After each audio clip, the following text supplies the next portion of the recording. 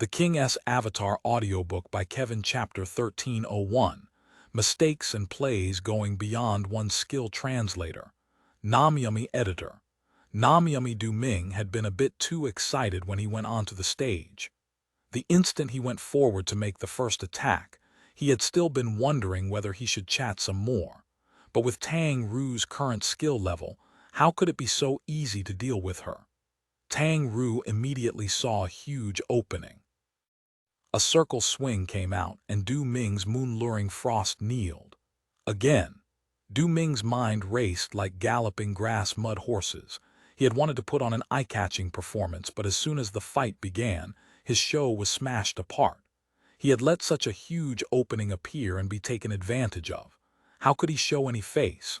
Du Ming panicked and blurted out, "I was careless." But this was a competition. Wasn't giving this sort of explanation to the opponent even more shameful than being beaten down? Luckily, besides Samsara's players, no one else thought that. The viewers thought Du Ming was saying these words to his teammates, explaining to them the reason for his mistake. Tang Ru saw Du Ming's shout, but why would she care? While Du Ming's moon-luring frost hastily got back up, Soft Mist Spear whistled towards him, once again putting Du Ming into a panic. To put it simply, Du Ming looked excited, but his excitement wasn't excitement for the match. It was excitement for meeting Tang Ru again in a match. As a result, he wasn't actually in a competitor's mentality. His performance wasn't as stable as when he had fought against Mo Fan previously. He kneeled as soon as the fight started, and then Tang Ru's crazy offensive instantly took out 20% of his health. Too shameful. 2 years ago, he could have said that he had been caught off guard facing a normal player and had been too careless, but this time. If he lost again, wouldn't that indicate how incompetent he was? "I can't lose," Du Ming shouted in his heart. After Soft Mist's combo ended, he immediately launched a counterattack. Isn't Du Ming being too impatient? Even Pan Lin instantly saw the issue. Tang Ru's combo had ended, but the situation hadn't reset back to zero. She still held the initiative. The combo had finished, but her offense hadn't ended yet. Her attacks were linked very closely together, yet Du Ming unexpectedly wanted to counterattack despite these circumstances. It just wasn't a good decision. Sure enough, Du Ming only just started his counterattack before Tang Ru's follow-up attack smashed it apart, and another combo started. This Du Ming, at the All-Stars weekend 2 years ago, he hadn't just lost to a normal player but Tang Ru, who had only just started playing the game. He lost a lot of face there. It looks like he wants to redeem himself. Holding these thoughts, it's no surprise he's in a rush. I hope he can quickly calm himself down. Li Yibo was quite confident with his analysis this time because there was no other explanation he could think of. If he knew that Du Ming's train wreck of a performance stemmed from his crush on Tang Ru, his mind would also be racing like galloping grass-mud horses. Soft Mist started another combo. The damage from this combo was even higher than the last. Moon-luring Frost lost 23% of his health. He only had 48% health remaining now, not even half. As for Tang Ru's Soft Mist, because she had traded blows at the start, she only lost 4% of her health from this exchange, which was already lower than usual. All of this was because of Du Ming's unusually poor playing. Damn, this is the pace to a blowout. Samsara's players had been joking around in the beginning, but now their tone was more serious. They knew about Du Ming's thoughts, so they could understand why he hadn't been able to contain his excitement at the start of the match, but he still hadn't adjusted his mindset. This wasn't right. As a pro player, personal feelings should not be affecting your playing to such an extent. If he really lost in such a manner, the team would need to give him a harsh reprimandment. Samsara's players stopped their banter. Their eyes were focused on the match. After 2 combos, his character was not even at half health, while his opponent had only lost 4%. What am I doing? Du Ming asked himself honestly. I might have been waiting this match for a long time, but haven't I been too negligent? This was a competition. When competing, I should be going in with a steady mindset. Getting too excited or getting too indifferent is no good, and Team Samsara is the best in the alliance at this point. Despite having won 2 championships already, we've always kept our calm, never arrogant in victory and never hateful in defeat. I haven't won or lost, yet I've become a complete mess just because I'm meeting a girl I like. Yes, a complete mess. No one was more clear than him just how terrible he had been playing. He could lose, but not like this. Come. Tang Ru didn't try to understand Du Ming's mindset and started off with 2 combos. Her combos were smooth and successful. She obviously didn't plan on stopping here. Her third wave of attacks instantly arrived. Triple slash. Du Ming's moon-luring frost suddenly dashed out at an unexpected moment. Du Ming is really being too impatient, Pan Lin shouted. Li Yibo was just about to add to these words, but the match progressed extremely fast. Moon-luring frost looked like he was just about to crash into Soft Mist's attack, but instead just barely dodged it. It had been an extremely narrow dodge. Was it a coincidence? Or had Du Ming suddenly become precise? Du Ming quickly told everyone the answer. The instant he brushed past the attack, the second slash came out. When he dodged the attack, his sword struck Soft Mist, and his moon-luring frost moved horizontally, using the second slash to circle around Soft Mist. The third slash followed closely afterwards, and the instant it hit, moon-luring frost was behind Soft Mist. Everyone was dumbstruck, including the players on both teams. Du Ming's sudden burst had been completely outside everyone's expectations. His play had been extremely fast and precise.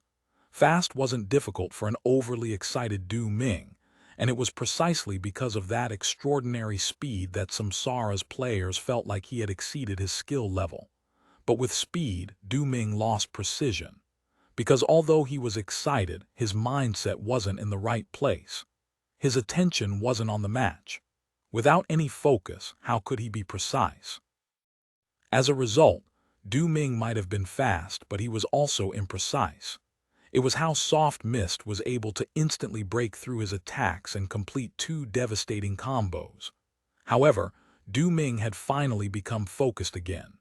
This triple slash had been beyond his skill level, and for a moment, Tang Ru wasn't able to keep up with the sudden change in pace.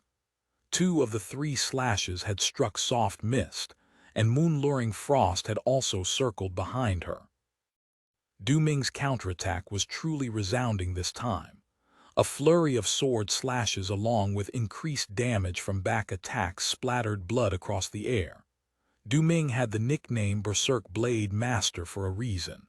The word Berserk showed precisely what his playstyle was like, and right now he was going wild, an extremely precise wildness. A full combo landed on Soft Mist's back. 31%. This was the total damage dealt by Du Ming's combo. It was far higher than anything Tang Ru had done. One reason was because Du Ming's combo had been from the back. Another reason was because Soft Mist's equipment was still a little bit lacking compared to moon-luring frost's. Soft Mist's health instantly plummeted to 65%. As for moon-luring frost, after completing his combo, he hadn't received any damage. All of Tang Ru's attempts at resisting had been blocked by him. Moon-luring frost's health was still at 48%. 65% to 48%. The gap didn't seem that large anymore. This time, Du Ming did not show mercy to those had wronged him. He wasn't finished with just one combo and followed up with more attacks. Berserk Blade Master. Du Ming's style was actually very similar to Tang Ru's.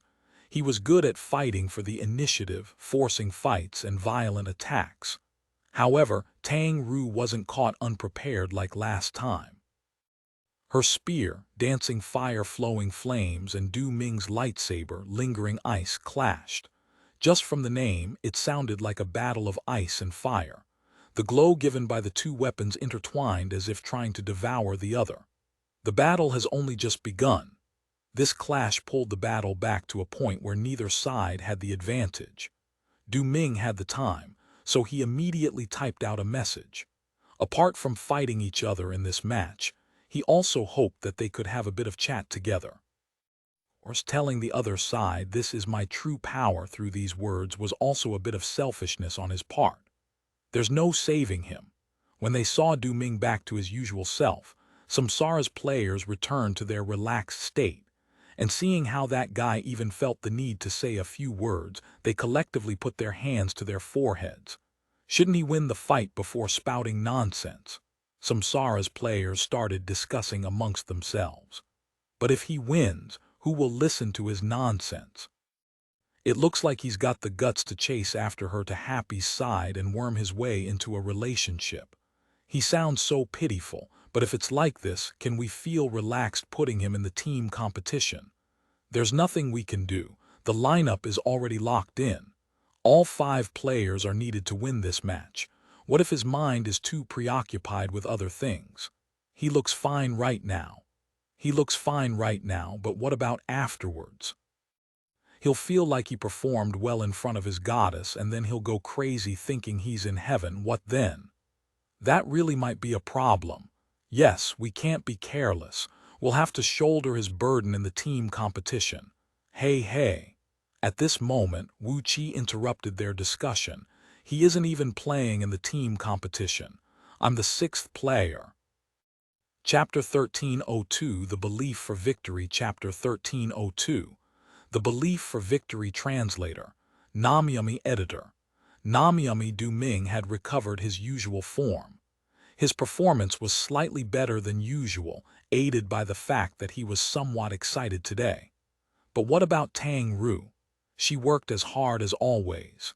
She never let her guard down, regardless of the situation or the opponent. The publicized bet for a 1v3 had already passed, but in Tang Ru's mind, she still hadn't achieved her goal of a 1v3. Even though she was the anchor in the group arena, and there weren't 3 opponents for her to beat up, Tang Ru always played with the mindset to do so. Du Ming switched suddenly from making extraordinary blunders to making extraordinary plays. This large variation did catch Tang Ru off guard, but her mental state wasn't affected. Strive for victory. Tang Ru would always have this mentality. Regardless of whether her opponent was weak or strong, regardless of whether her opponent was blundering or playing beautifully. Du Ming used the chat, thinking that Tang Ru would now acknowledge his skill. Unfortunately for him, Tang Ru didn't consider anything along those lines. Bring him down. That was the only thing she was thinking. If Du Ming knew that his goddess's attitude towards him was so single-minded, who knew how long he'd be depressed for? Thankfully, he didn't know, so he felt some satisfaction that his goddess could witness him playing better than his normal skill. However, when he said, the battle has only just begun, Tang Ru definitely hadn't just begun. While Du Ming considered this a reset and an opportunity to regain the upper hand, Tang Ru maintained her rhythm and clung onto any opportunities to launch attacks. Du Ming thought that typing some words in this situation would be no big deal. He still underestimated Tang Ru's drive for victory and also her tunnel vision for it. She had zero intentions of chatting with Du Ming. The words that Du Ming thought were no big deal actually caused him to momentarily lose initiative. Tang Ru was once again given the role of the aggressor. Magic emanated from and swirled around soft mist, while she wildly charged towards the gates of victory. Du Ming didn't expect to be suppressed so soon. Even though his mental state was quite steady right now, and he defended well, Tang Ru's offensive also felt more concentrated than before. This tireless attitude was really indistinguishable from that time. Du Ming's mind started wandering again, rewinding to the All-Stars weekend from 2 years ago, when his team Samsara was hosting. A beautiful newbie was fortunate enough to get the chance to challenge him. Berserk Blade Master Du Ming didn't want to be cruel and pick on this pretty girl. Turns out the pretty girl was cruel and picked on him, promptly destroying him when they fought. Du Ming had been anxious. Disregarding the rules, he quickly issued another challenge which he won. The girl then accepted and won again. Du Ming felt ashamed and restless at the time, and with no regard for anything else kept fighting. Then he somehow summoned God Yiziu, who tore him a new one. Du Ming was very bitter at the time. He was very bitter that the newbie made him lose face big time. But now, thinking back, why did he feel a sense of sweet nostalgia? What would have happened at the time if it wasn't for the meddling Yiziu? What would have happened if they kept fighting? Du Ming even started fantasizing about how the story could have continued. Boom! Magic gathered in front of moon-luring Frost's chest and exploded loudly. His guard had been broken through. Crap! Du Ming realized that his concentration had slipped yet again. Facing this matter, it really was hard to control his own emotions. Du Ming hastily controlled moon-luring Frost to try to salvage the situation, but he was too late. Tang Ru would never let an opportunity slip, and Du Ming was met with an intense wave of attacks. This formed a complete offensive when combined with the previous wave of attacks. Moon-luring Frost was thrown around by the magical explosions and his health dropped in chunks. "Next time, I definitely won't lose," Du Ming called out. Still yelling, he couldn't be more embarrassing if he tried. Samsara's players did not know whether to laugh or cry. Du Ming's performance really was unacceptable. It was fortunate that Samsara still had a big advantage. What if this was the deciding match? What if this match was the championship finals? This kind of unstable performance would render his entire team's effort for naught. Du Ming returned from the stage. Samsara's players put away their laughing and joking faces they had during the match and switched to looking at him with austere expressions. Du Ming lowered his head. Of course he knew where his problem laid. He did take control of the situation at some points, but somehow it slipped from his grasp in the final moments of the battle. Du Ming wanted to give a reason for his failure, but it was embarrassing to open up about subjects such as crushes. "You played rigidly and your concentration was off," said Zhang Batao. "Yeah." Du Ming nodded. He couldn't argue against that. "Our captain is very angry. He said you didn't put enough importance on the competition. When the whole team was working hard for victory, you were too engaged with your own thoughts.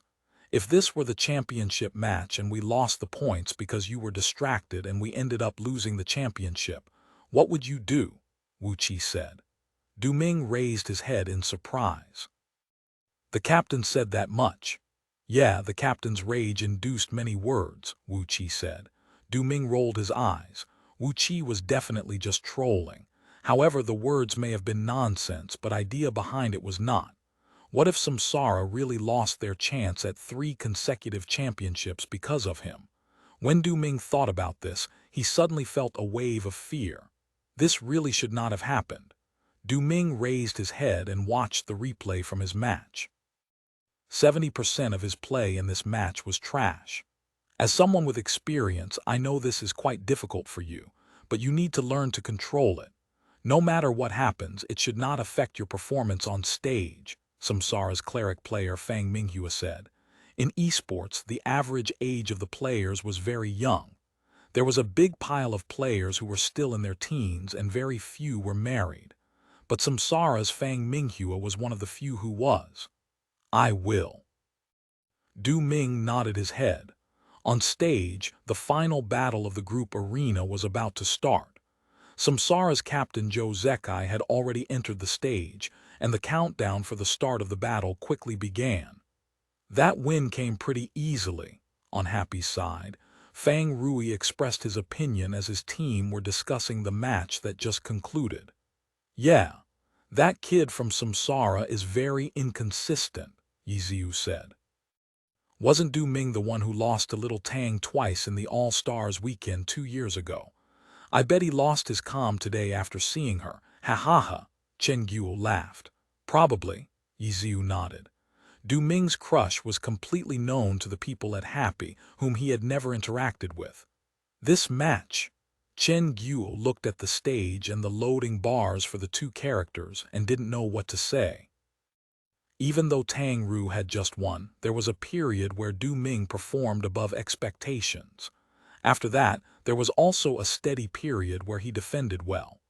Du Ming still managed to grind down some of Soft Mist's health, which now sat at exactly 50%. Now she was to face the number one in glory, Zhou Zekai. Can she win? Chen Guo felt her heart leap. If she really won, surely Tang Ru would become a hero. Even happy fans who didn't like her would relish in the fact that she defeated Zhou Zekai with 50% health, since this was glory that belonged to all of Team Happy. If it was like this, then everyone would slowly change their opinion of Tang Ru. It would only be a matter of time before they started liking her again. A sense of belief brewed within Chen Guo's mind. She also felt the change of atmosphere from the viewers. Their disinterest when Tang Ru entered the stage melted away. Expending 50% health to deal with Du Ming was nowhere near enough to establish confidence in anyone, but it did give them a sliver of belief. The player currently on stage was not like the viewers. She would not lose her fighting spirit just because she had to face Zhou Zekai. She was pushing her limits. She worked hard to bring one down, and there was no doubt in anyone's mind that she would continue to work hard. Maybe she would work even harder to bring down the next one. Zhou Zekai, the number one in glory, would make many players lose part of their will to fight before the fight even started. To them, losing against him was almost an expectation. No one could see this attitude at all on Tang Ru. She was just a rookie. If she lost here, not even her haters would be able to make a big deal out of it. But Tang Ru herself carried the air of someone who wouldn't forgive herself for losing. Once again, she charged forward, poised for victory, with no regard for anything else. The first to attack was Cloud Piercer. A fight between a ranged class and a melee class would always start off advantageous for the ranged class. The dance between the two opponents consisted of the melee class attempting to close the distance and the ranged class attempting to maintain it. At the start, it might seem one-sided. The ranged class uses the melee class for target practice, but as soon as the melee class got close, they could potentially reverse the ranged class's advantage in one fell swoop. Charge forward. Soft Mist darted around through the hailstorm of bullets. A sharpshooter was a subclass that has perfected the art of shooting. It didn't have the same fancy array of armaments compared to its three cousin subclasses. It only focused on guns and bullets. Its skills revolved around various methods for shooting. Quick shots, spread shots, dual-wielding chains. The sharpshooter had the most shooting styles and stances. The hailstorm of bullets they unleashed was a true bullet storm. There was little smoke and explosion, just bullet after bullet whizzing past. Can she make the charge? Soft Mist advanced in what was probably the strongest bullet storm of the Alliance. Every step forward seemed that much more difficult. Cloud Piercer's health was still full while Soft Mist's continued declining. However, she seemed like the one with an advantage right now because the distance between the characters that determined life and death was shrinking slowly but surely. Her health was not being wasted. Charge, destroy him. Gradually, this voice appeared within everyone's heads. At this moment, they forgot who the opponent was.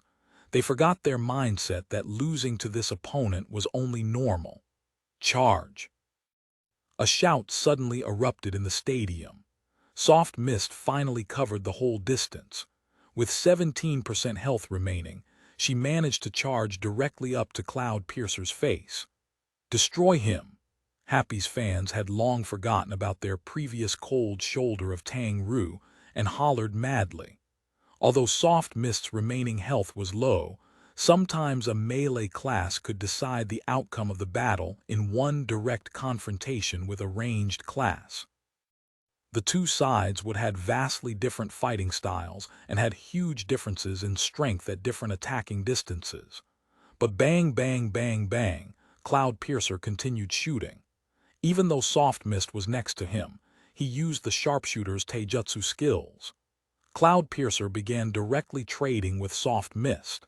Gun Fu, this wasn't a skill described by the game. Rather, it was a high-end technique invented by the players themselves by mixing and matching skills. Most in the online game could only use taijutsu. Gun Fu was a technique that only pro-level players could achieve. Because of its immense difficulty, it was still difficult to gain an advantage using Gun Fu against a pure melee class. It mostly just prevented sharpshooters from being helpless once locked in close combat, unlike other long-ranged classes. Right now, Joe Zekai showed off his Gun Fu. Legs, knees, elbows, as well as bullets. They entered into a brawl with the spear that was in Soft Mist's hand. It could be seen that even Joe Zekai using Gun Fu could not suppress Tang Ru. His skill only carried him that far. Gun Fu was indeed very sophisticated, being very swift and accurate. However, it still lacked a melee class's ferocity. Its sophistication could not suppress this wave of ferocity. He might have been able to deal significant damage, but the ability to control and limit the opponent was too weak. This was the drawback of Gun Fu. However, the difference between the health of the two characters was far too large. When Soft Mist got into attack range, her health was 17% compared to Cloud Piercer's 100%. Joe Zekai's Gun Fu was indeed more skillful. The Great Gunner Cloud Piercer's equipment was also much stronger than Soft Mist's. Therefore, even though Joe Zekai's Gun Fu could not suppress Tang Ru's Soft Mist, he could just rely on trading health. Everyone knew that the victory this round still belonged to Joe Zekai. In the end, this was the reality. After getting close, Joe Zekai chose to fight head-on against Tang Ru with Gun Fu. Tang Ru could only reply by fighting head-on. She already got that far, there was no second option. Finally, Soft Mist fell. That tiny sliver of belief did not bear fruit. However, that was only this one time. What about next time? What would happen next time? Cloud Piercer still had 75% health remaining. During the explosive melee, Soft Mist's 17% health managed to trade away 25% of Cloud Piercer's. What if Soft Mist entered the battle with full health? Starting at 100% and paying a 33% gap closing tax, how much damage would she be able to do with the remaining 67% health? 98.5%. So close to 100%. If Soft Mist started on full health this fight, she would only be 1.5% health from victory. Maybe she really could have done it. Of course, if it was a fair fight where both started on full health, Joe Zekai probably wouldn't use Gun Fu to force out the ending, rather he'd seek a chance to keep the distance. Regardless, this theoretical calculation still let people see hope. With hope, there would be belief. For Tang Ru, there was a belief that she could defeat Joe Zekai. Happy lost the group arena. However, when Tang Ru left the stage, she heard applause for the first time in a long time. Applause directed towards her. Tang Ru smiled. She could bear the coldest reception and continue walking forward with her head held high. However, support and encouragement would always allow one to feel happiness. "How amazing!" Du Ming exclaimed, upon seeing the atmosphere change throughout the stadium.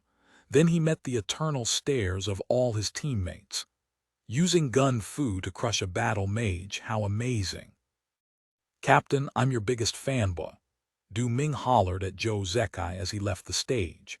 Chapter 1303 Happy's Cleric Chapter 1303 Happy's Cleric Translator Namyami Editor Namyami The group arena eventually ended in Samsara's favor. With the individual rounds resulting in a 3-2, a 10-0 was now entirely impossible. This meant that neither Happy nor Samsara fans had a good slogan to chant. They had always found 10-0 to be the smoothest of slogans.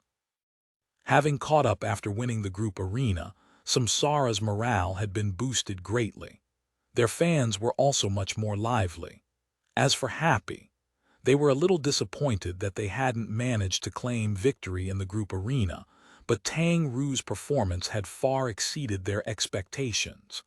They didn't seem too worried about losing 2 points, but Happy's players were feeling far more conflicted. They could feel the pressure from samsara. There was a rather long break between the individual rounds and the team competition. The players of the two teams were gathered in their own groups, discussing strategies for the team competition. Technically, teams were allowed to return to their prep rooms during this time, but most teams found it troublesome, so they usually wouldn't run back to their prep rooms. For the individual rounds, both sides have losses and wins. How this match will go is truly hard to predict. What do you think, Advisor Lee? During the break, apart from ads, the live broadcast could only have the commentators kill time. Indeed, it's hard to predict. Lee Yibo solemnly agreed with this judgment. On paper, Samsara's lineup is stronger, but Happy has the home advantage. Then what do you think will be the deciding factor? Pan Lin asked. Lee Yibo felt pained. This was exactly the kind of precise prediction he wanted to avoid, but he knew that if he avoided all questions like this, he would be worthless as a special guest. Thus, most times, even if he was hesitant, he had to harden his heart and give them something. I think it will depend on the healers. Happy's healer is their weakness. This isn't a secret anymore. In the past, many teams have tried to capitalize on this weakness, but the only team to have succeeded so far is 301. We can see that even though Happy's healer isn't the best without him, Happy's team still cannot operate at its peak and they will still lose. In this round, I think Samsara's focus point will still be Happy's healer. Will they have their assassin use life-risking strike? Pan Lin wondered. Possibly, Lee Yibo contemplated. One-hit KO, a powerful offensive, or like thunderclap, using strategy to pressure them. I think all these are equally possible. It depends on Samsara's choice. Haha, comparatively, I'm actually more interested in how Happy is going to use their cleric in this match against Samsara. Many of the strategies they plan around this weakness of theirs are very interesting, Pan Lin commented. Heh, Lee Yibo chuckled. A significant weakness in their formation, but Happy has never gone to find a way to patch it up. With their current record, they could easily find a better cleric player during the winter transfer window. However, Happy doesn't seem to have any intentions to do so. Sometimes I feel like Happy's cleric might seem like a flaw to us, but in Happy's designs he's a trap, one to counter their opponent's strategies. Pan Lin was stunned by Lee Yibo's analysis. Your view on this is truly brilliant. With this weakness, Happy can more or less predict what the opponent is going to target. Then, with a cunning and experienced veteran tactician like Yiziu, they might have long since calculated for what strategies their opponents will use, Lee Yibo said. That's brilliant. Absolutely brilliant, Pan Lin exclaimed even as he felt a little strange at this behavior. It had been a while since this Lee Yibo had made such bold predictions about another team's tactics. So how are they planning on dealing with Samsara this round? Like you, I too am very curious. Finishing his speech, Lee Yibo gave a sigh of relief. He was rather direct. Either he didn't speak at all, or he analyzed everything comprehensively if he did. Pan Lin had already agreed with his views and began to delve deeper into discussing it. The two killed time like it was a talk show and continued to discuss until the team competition was due to start.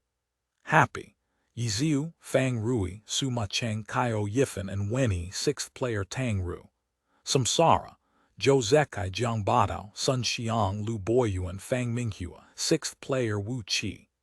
With the formations revealed, the two began their commentary on the lineups. Advisor Lee, I've realized that these two teams share a point of similarity today, Pan Lin noted. Oh, these two teams haven't made any arrangements in accordance to their opponent. They've both chosen to use their most frequent lineups in this match, Pan Lin explained. Indeed, the two teams are facing this match with a normal attitude. They didn't place importance on this match like the outside world did, and are treating it like any of the other 37 matches, Lee Yibo determined. Yes, but this match is still amazing nonetheless. The players have performed unexpectedly well, thus leading the high performance of the match, Lee Yibo said. After a few exchanged sentences, the players had finished their greetings and entered their booths. The team competition was ready to start. The projection started to show the characters of each team, first the away team, and then the home team. Each side had one on-stage switching positions, and the screen began showing the data for each character. When Samsara's one autumn leaf and Happy's dancing rain appeared simultaneously, the atmosphere suddenly changed. Many of the Glory fans at Zhiaoshan Stadium were past excellent era supporters. One autumn leaf and dancing rain were two characters with 6 years of history together, and harboring far too many of their hopes and dreams. Today, they were once again side by side, but not as best partners anymore, but as opponents. This feeling was heart-rending for the excellent era fans who had gotten so used to their partnership. In that moment, the applause in the stadium was a little dry. It was just good that the character introductions wouldn't last too long. After these two new characters appeared, then, eventually, it got to the healers of the two teams. Samsara, laughing song, happy little cold hands. Huh! Someone immediately realized something was wrong when little cold hands appeared. That's little cold hands. Someone called out in surprise. The equipment and style was completely different from the little cold hands that they had seen for half a season. The commentator Pan Lin and guest Li Yibo also noticed this situation. Little cold hands' equipment seems to have changed, Pan Lin noted. Li Yibo nodded, already looking to the data displayed on the screen. The moment he saw it, he sucked in a breath. 1810 intelligence. Li Yibo blinked. Yes, he wasn't hallucinating. Among little cold hands' 4 stats, the intelligence was 1810. 1810. Hearing this data, Pan Lin was struck dumb. To do his job, he naturally had to have a good knowledge of Glory. He naturally wouldn't be expected or able to remember what the stats of all the pro accounts were, but some rather outstanding stats he knew like the back of his hand. No way. Tyranny's Zhang Xinji's immovable rock only has 1570 intelligence. Pan Lin looked at Li Yibo in disbelief and hurriedly went to check little cold hands' data himself. That's right, the intelligence really was 1810. By then, Li Yibo's attention had shifted. A full set of silver equipment. Li Yibo sucked in another breath, a pained feeling rising in his heart. Fuck. In the end, he still got face slapped by Happy. He had only just said that they weren't at all focused on strengthening their cleric, purposefully creating openings to use as bait. Yet in the blink of an eye, they might have not switched players, but they had strengthened their cleric to its limits. This intelligence was 240 points above the Alliance's #1 cleric. Wasn't that a little overdoing it? Li Yibo's mind drifted a little, but Pan Lin continued looking and noticed something else.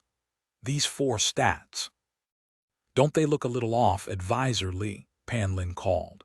Li Yibo returned to the present and hurriedly took a look. This. Li Yibo's foundations were very solid, so he understood, looking at little cold hands' final 4 stats. They're pushing intelligence to the limit, no wonder it's so high, Li Yibo commented. Nowadays, are there still people who would do this? Pan Lin said, confused. No. Li Yibo shook his head with certainty. In order to maximize a player's combat potential, balance was necessary. It was more common to see this push for intelligence in the online game. These clerics had immense healing ability which would reduce the difficulty of the dungeon run. However, the pro scene was pure PvP. It was good to have powerful healing, but one must consider the other abilities of the healer. The stat increases the system gave upon leveling up were the same for everyone, so no one would get more or less than anyone else. Thus, the eventual 4 stats of the character would be adjusted by the equipment. The stats on equipment were limited though, so you had to lose some to gain some. Intelligence was the primary focus, but that didn't mean you should sacrifice everything for it. However, that's exactly what little cold hands had done. Then, looking closely, the crit. This is entirely a PvE cleric. Li Yibo couldn't help but yell. His ice and dark resistance is pretty high, Pan Lin said. High counter control, but the other spirit-based stats are only so-so. They didn't seem to have pushed for them, Li Yibo noted. The cleric class growth was mainly in the spirit stat, then the intelligence stat. Intelligence crit, they're pushing these two to the limit in terms of purely healing power. This is probably Glory's #1 cleric, Li Yibo decided. No, just as he had made his judgment, Li Yibo suddenly rejected it. It's better to say, looking at just the amount healed by a single skill, this is definitely the #1 cleric. However, his cast speed isn't outstanding, so if we consider cast time, cooldowns, etc., then it's really hard to say how his heal per second is. What is Happy trying to do, making a cleric like this? Pan Lin said in shock. By then, the two clerics had left the stage, switched out for the 6th players of each team. Chapter 1304, Challenger. Chapter 1304, Challenger Translator, Namyami Editor. Namyami. No one was paying attention to the 6th player right now. Everyone was discussing Little Cold Hand's huge transformation, a full set of silver equipment. Even though they could not see the stats to the players, the dazzling silver lettering could only be described as tyrannical. 1810 intelligence. It was immediately obvious that this was the highest intelligence any cleric had in Glory. The entire Xiaoshan Stadium was buzzing with whispers. Was Happy's weak point, their healer and Wenyi about to make a counterattack? The problem was that the main criticism towards Wenyi had been his skill. Everyone felt like if Happy could find a better healer, the team would instantly improve. However, Happy did not replace their healer, and instead sharply upgraded his character. This method of fixing their weak point didn't seem logical. The crowd didn't care about all that though. As soon as they saw their own team's character suddenly burst onto the stage with flashing silver equipment, they instantly erupted with excitement. On the broadcast, Pan Lin and Li Yibo started to discuss this issue. Why was Happy willing to spend so much on strengthening their healer character instead of spending the money on a better healer player? Was there something special about Wenyi that made Happy willing to pile so many of their resources onto him? Pan Lin and Li Yibo looked at their information on Happy, but they just couldn't figure it out. The battle officially started, and the two characters loaded onto opposite corners of the map. The map was Labor Mining Site, located at a mining site at the foot of a mountain. The structure of the terrain was complex, and there was no part of the map spacious enough to fit all 10 players fighting at the same time. It was a map which required each team to move into a formation before advancing ahead into the terrain. Happy moved swiftly as soon as the battle began and pressed forward, taking the middle route. Samsara pushed forward as well, but as they moved, their chat blossomed with liveliness. "Did you guys see Happy's cleric?" Jiang Batao and Lu Boyuan typed out simultaneously. "I saw," Fang Minghua replied. "What are your thoughts?" Jiang Batao asked. When discussing a healer, Fang Minghua would obviously be the one with greater authority. High intelligence, high crit, his heals will be stronger. Happy is making up for Wenyi's weakness to a certain extent, Fang Minghua said. Samsara had analyzed Happy's weaknesses long ago. There was no need to re-emphasize this point. "But aren't his stats a bit imbalanced?" Jiang Batao said. "It's a bit on the extreme side. His cast speed is too mediocre." "He'll require more protection when he's healing," Fang Minghua said. "So you're saying that his teammates will have to take up a greater burden?"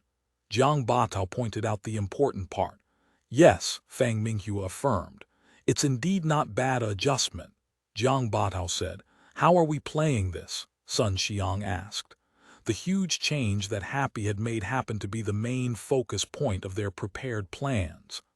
"I suggest no change," Fang Minghua said. "Just treat it as a normal match and put pressure on the healer," Jiang Batao said. Happy's healer was their weak point, which became the focus of every team's strategy. But even without the healer being the weak point, targeting the healer was a very common strategy in the team competition. Samsara adjusted by treating this match as an ordinary one. They clearly had their misgivings towards suddenly upgrading and Wenny's equipment. Along with Pan Lin, Li Yibo, and many others thinking the same question, Samsara didn't think strengthening the character was a good solution. This method may have resolved the old issue, but it brought up a new one too. The rest of the team had to share the extra burden. That meant everyone else needed to focus more of their attention towards protecting him. The hazard might have been reduced, but it had also become more spread out. What would happen if someone became distracted for a moment and failed to complete their task of protecting him? Therefore, focus the healer. Team Samsara's final decision for the core of their strategy had not changed. As for the specifics, those would change depending on the circumstances. They had to at least just how much the upgraded healer character impacted Happy. The two teams soon came across each other. They did not immediately fight. On this complicated map, the instant the two teams found one another, the two teams scattered to quickly occupy advantageous positions. The long-ranged classes searched for attacking spots where they could better display their firepower. The close-ranged classes searched for routes where they could better hide themselves while moving forward.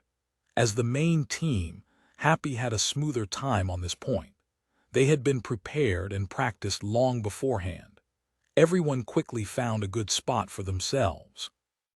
Su Macheng's dancing rain climbed to a rock jutting out of the mountainside and made the first attack in the team competition. Bang! A stinger arced in a curve as it flew through the air. It quickly dropped down, and with a bang, it exploded like fireworks. Countless missiles burst out. Boom, boom, boom. The stingers crashed to the ground and turned the area into a sea of fire. Sun Xiang and Lu Boyuan were depressed. These two close-ranged players had picked this ditch to close in on Happy, but as soon as the fight started, Su Macheng sent a missile at them. One went left, and the other went right as they scurried out of the ditch.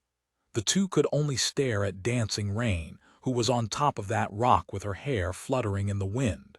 There was nothing they could do. They didn't have the range.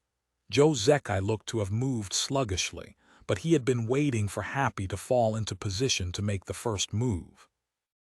After Dancing Rain attacked and exposed herself, Cloudpiercer, Samsara's longest-ranged character, immediately moved towards her. Only he had the range to keep Dancing Rain's support under control. But before Cloudpiercer could move into position, a gunshot landed beside him. Joe Zekai could tell from the sound that it wasn't from Dancing Rain. The only other person who could fire a gun was Yiziu's Lord Grim. Lord Grim had climbed over a ruined wall. The distance between him and Cloudpiercer was only 5 steps. Lord Grim could even combo his movement skills. What was 5 steps to him? Joe Zekai also realized the crisis. Cloudpiercer hastily retreated. Lord Grim used his movement skills and rapidly rushed at him. Yiziu, Joe Zekai, the #1 players of the old and new generation. A face-to-face confrontation had come. Who was better? Everyone was curious about this question. Joe Zekai had debuted in Season 5. It was from that season onwards that Excellent Era never entered the finals again. But at that time, Yiziu shined as brilliant as ever. The crown of #1 player in glory belonged to him. Who would have thought that Samsara, a mid-tier team, would find this quiet person who would one day become the great gunner and become the #1 glory player of the new generation? When the Joe Zekai of that era fought against Yiziu, no one would have regarded it as a battle between #1s, but rather a pretty good rookie versus a god. But soon, everyone started to realize that this Joe Zekai wasn't as simple as pretty good. After Samsara took in this player, their fate instantly turned around. That season, Samsara made it to the playoffs, a breakthrough for them. However, because of the quiet personality of Joe Zekai, he didn't synergize well with the rest of the team. In the end, the team was only able to make it to playoffs but nothing more. Samsara had a headache over this problem, but soon afterwards, they uncovered a new rookie in Season 6. At that time, Jiang Badao had been a part of Team Parade. After a careful observation, Samsara quickly confirmed that Jiang Badao was exactly what their team needed, a person to stand by Zhou Zekai. That winter season, Team Samsara impatiently purchased this rookie. After half a year of practice, Jiang Badao was able to become the link between Zhou Zekai and rest of the team just like they had wanted. And in Season 7, Jiang Badao took up the position of vice-captain. At this point, the young players of Samsara had matured. The Season 7 Samsara had finally broken past the first round of the playoffs. Zhou Zekai's popularity was incomparable that season. In comparison, Excellent Era had started to go on the decline. The title of number 1 started to falter. Wang Jixi, Huang Xiaoshan, Zhou Zekai, these names started being mentioned. Among them, Zhou Zekai was the youngest and his performance on stage was the most dominating. Everyone thought highly of his future. The only thing he was missing was a championship victory. Finally, in Season 8, Yiziu retired midway. The former number 1 said goodbye to the stage and someone needed to take up his banner. That season, Zhou Zekai and Team Samsara seized the championship cup. It seemed to be a declaration that he was the successor to the title. And in Season 9, Samsara won the championships for a second time. From then on, his title as number 1 was unshakable. But then in Season 10, the former number 1, Yiziu, returned. Who was the real number 1? The media definitely wasn't going to miss such a fiery topic. But Yiziu was already at such an old age. Excellent Era had started declining years ago, and now he was leading a grassroots team. Wouldn't debating whether Zhou Zekai and Yiziu was the current number 1 be seen as a joke? 10 years of glory, the former number 1 player, had now unexpectedly become a challenger, and some even thought that he wasn't qualified. But Yiziu's performance and Happy's performance showed otherwise. Yiziu was undefeated in the individual competition. After Happy started coming together in round 9, their record had crushed Samsara's ever since. Yiziu had earned the qualifications to take back his title as number 1. As a result, the media started working hard to utilize this as a topic. In round 1, everyone had been questioning Yiziu's qualifications. Unfortunately, neither Yiziu nor Zhou Zekai came across each other in the individual rounds. Finally, not long after the team competition began, the two had already started fighting. Lord Grimm rushed forward while Cloud Piercer retreated backwards. Everyone seemed to have stopped breathing. Then, a formless chi suddenly struck Cloud Piercer from behind. Fuck! Countless curses exploded. We want to see a fight for number 1. Could a dirty bastard like you not fucking interrupt it? Chapter 1305. A long-awaited scene. Chapter 1305. A long-awaited scene. Translator.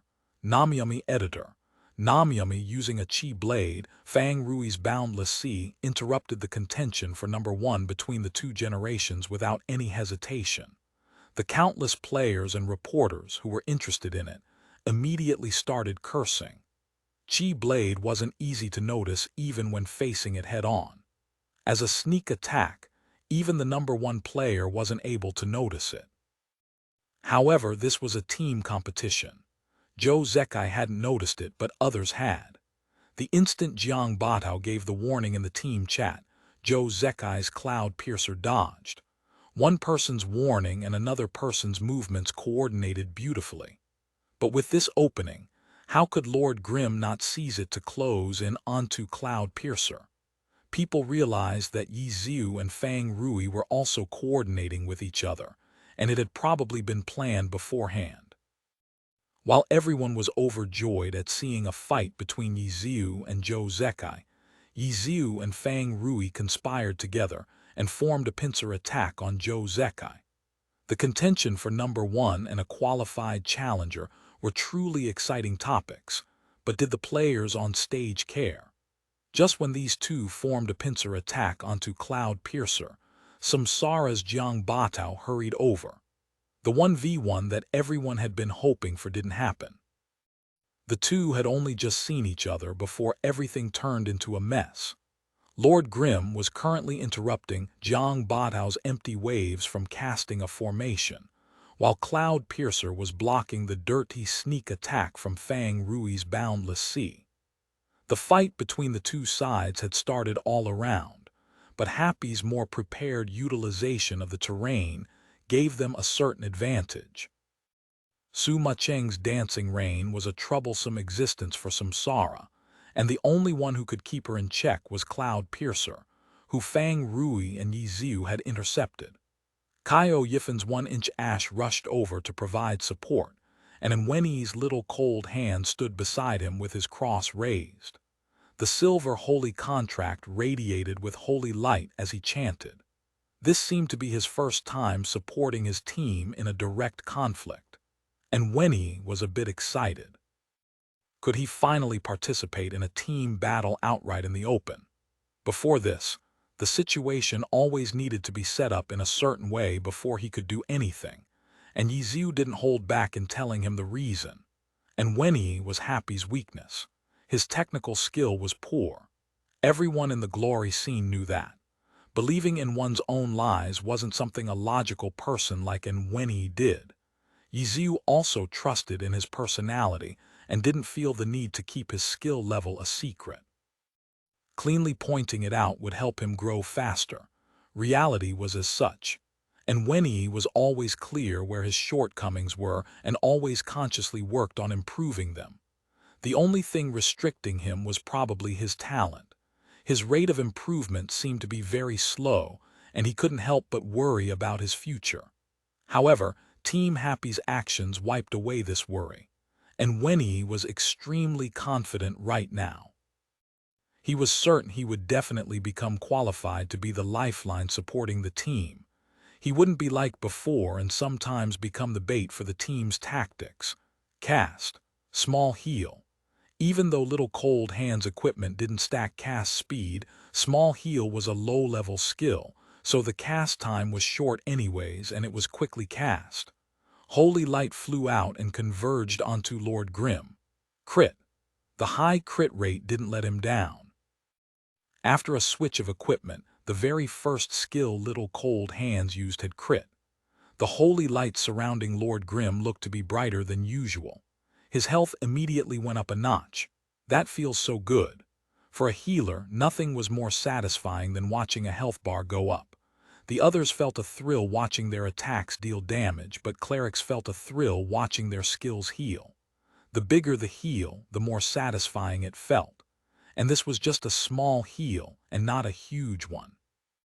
And Nweni calmly observed the battlefield, waiting for a chance to use a high-level skill. When he had been adjusting to his new character, that sort of leap almost made his heart jump out. In real combat in a fight, a leap in health meant a nullification of all the hard work the opponent had put in. This was the type of attack only healers could do, a spiritual blow to the opponents. Come. The always logical and Nweni couldn't hold back his excitement. He had been holding it back for too long. He had been waiting for this day, this moment for too long. Which side? And Nweni looked left and right, searching for an area that needed his support. One autumn leaf and chaotic cloudy mountains climbed out of the ditch and entered the fray. Samsara's healer Fang Minghua and his cleric Laughing Song looked to be in a position symmetrical to Little Cold Hands. He was also in position, waiting for a side that required his assistance. This was a battle between healers. How exhilarating. And when he saw Laughing Song across from him, the other side seemed to have noticed him too. The hot-bloodedness in his mind couldn't help but surge forth again. There. And Wiuni suddenly found an opportunity. However, that side didn't require any healing. If he placed a sacred fire there, would he be able to restrict one autumn leaf's mobility? Ah, this side too. Or maybe I should hypnotize empty waves. Would I be noticed, though? Little Cold Hands had a slow casting speed. Joe Zekai's Cloud Piercer could interrupt his cast with just a single bullet. Maybe I should cast a sacred fire first. And Wen-Yi made up his mind, but Dragon breaks the ranks. One autumn leaf suddenly swept outwards with his spear.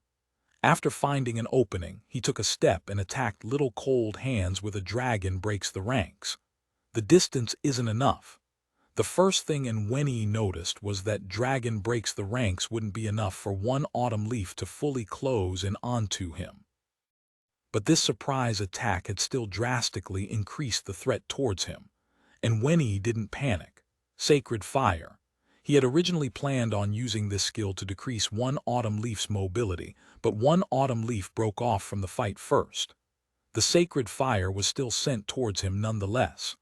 Under the light of holy contract, the pale flames slid out from it. One autumn leaf had only been 5 units away, so the Sacred Fire was bound to be within his path. The spell had been timed to the extreme. But the instant the pale flames leapt up and it looked as if one autumn leaf would step on them, one autumn leaf leaped into the air. Frightening reaction speed and extraordinary technical skill were all things Wen-Yi lacked, but at this moment, Sun Xiang displayed these traits beautifully. It was just an instant, but Sun Xiang was able to react in time. Dragon breaks the ranks was forcefully cancelled, but because he had jumped, the momentum carried him high into the air, shattering the lands. One autumn leaf's evil annihilation danced in the air. Under the gloomy backdrop, the flickering black light looked even crueler, and Wen-Yi was still engrossed in what had just happened. How he envied Sun Xiang's reaction speed and technique. It was only an instant later, and one autumn leaf was coming down with a shattering the lands. And Wen-Yi's reaction speed had always been his weakness. The attack itself was a large AI move. Where could he dodge to? He had nowhere to dodge, and he had no attack that could stop shattering the lands. Caio Yifen's 1-inch ash was close to Little Cold Hands, but he had no way of helping because this attack could not be blocked. Boom! Magic waves rippled and shook the earth. Caio Yifen's 1-inch ash promptly jumped out of harm's way, but Little Cold Hands wasn't even able to take 3 steps before the spreading shockwave landed. No one could block the attack, but they could always rescue him after it. An X1 extruder launched from Dancing Rain's cannon towards Little Cold Hands. Anyone in its vicinity would be pulled away. This sort of protection was only temporary. Getting the healer to safety required constant defense. Starting from Sun Xiang's one autumn leaf breaking through, Samsara held the initiative because Happy needed to maintain a certain distance from their target of protection. Yiziu and Fang Rui weren't able to continue fighting on the other side. They needed to shrink their defensive zone to protect their healer. Random firing. Zhou Zekai seized this timing to fire a burst of attacks. Bullets shot out from his dual guns, and under his extraordinary control, nearly every bullet threatened Lord Grimm and Boundless Sea. This wave of attacks stopped the two from retreating, using a strong offense as a defense. Empty waves began casting a wave formation. "Interrupt," Yiziu called out in the chat. This wave formation could not be allowed to be summoned. Lord Grimm raised his myriad manifestations umbrella and used its shield form to block Cloud Piercer's attacks. Fang Rui's Boundless Sea went into the cover provided by the umbrella and let out an attack towards empty waves. Samsara's offensive had been repeatedly thwarted by Happy's players, but finally, Lu Boyuan found an opening to act. Chaotic Cloudy Mountains flipped his palms. Grapplers didn't have long-ranged attacks, and there was no one near him. However, the movements he made in Wen-Yi's heart leap. This was the Chi Master skill, Cloud Grasping Fist. Chaotic Cloudy Mountains was a fighter class, so a skill of the same class could be added to his weapon. And in this match, he chose Cloud Grasping Fist. In order to target Happy's weak point, had this been an arrangement they had planned from the start. And Wen-Yi wanted to dodge, but he immediately discovered that Sun Xiang had his eyes completely fixed on him. With Dancing Rain's X1 extruder flying over, one autumn leaf wasn't able to press closer for now, but if Little Cold Hands moved, he would be outside of X1 extruder's protection, and one autumn leaf would instantly start attacking. Samsara's teamwork put him in a helpless position, and Wenny felt despair. However, the moment chaotic Cloudy Mountain Sneak attacked with cloud-grasping fist, a character stood in front of him. Phantom Demon, 1-inch Ash. Chapter 1306, What Makes Him Special? Chapter 1306, What Makes Him Special? Translator. Namiyami Editor. Namiyami Cloud-Grasping Fist didn't have mountain-splitting power. When 1-inch Ash came over to block it, the chi landed upon his body and instantly pulled him toward where chaotic Cloudy Mountain was. This skill only pulled the target toward the user. It didn't restrict the target's movements. 1-inch Ash, who had purposely taken the attack to help Little Cold Hands, was of course prepared for this. As he was pulled away, he also sent an attack. Ghost Slash. The blade light arrived in front of chaotic Cloudy Mountain a second before the person did. But Lu Boyuan had seen that the opponent had taken the initiative to serve as a meat shield, so an attack like this was within his expectations. He dodged to the side with precise timing, already thrusting a hand toward 1-inch Ash's shoulder. Lu Boyuan had predicted Kaio Yifen's actions, but Kaio Yifen had actually also guessed that Lu Boyuan would respond. The problem was, chaotic Cloudy Mountain's hand had arrived in the last second before Cloud-Grasping Fist wore off. Cloud-Grasping Fist didn't restrict the character's skills, but movement was undoubtedly locked. Even though Kaio Yifen knew that chaotic Cloudy Mountain's attack would arrive, he simply had no way of controlling 1-inch Ash to dodge. Lu Boyuan's hand flashed out with incredible precision, and his positioning was beautiful.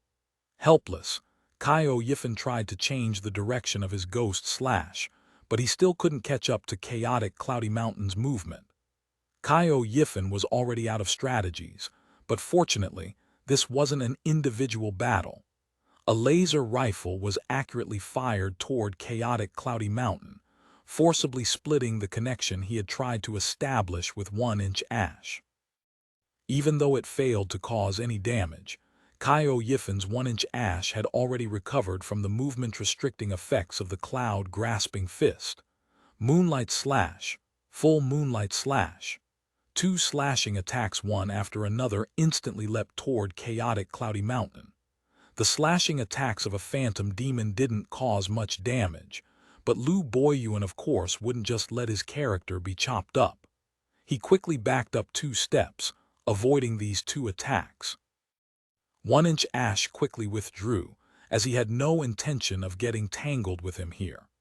Even though Happy hadn't taken too much damage for now, their formation had unquestionably been thrown into chaos by Samsara's continuous disruption.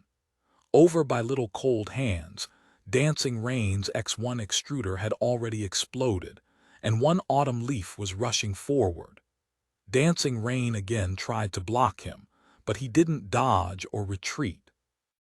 Over there, Fang Minghua's cleric Laughing Song was already casting, clearing covering for one autumn leaf as he forcibly killed off Little Cold Hands.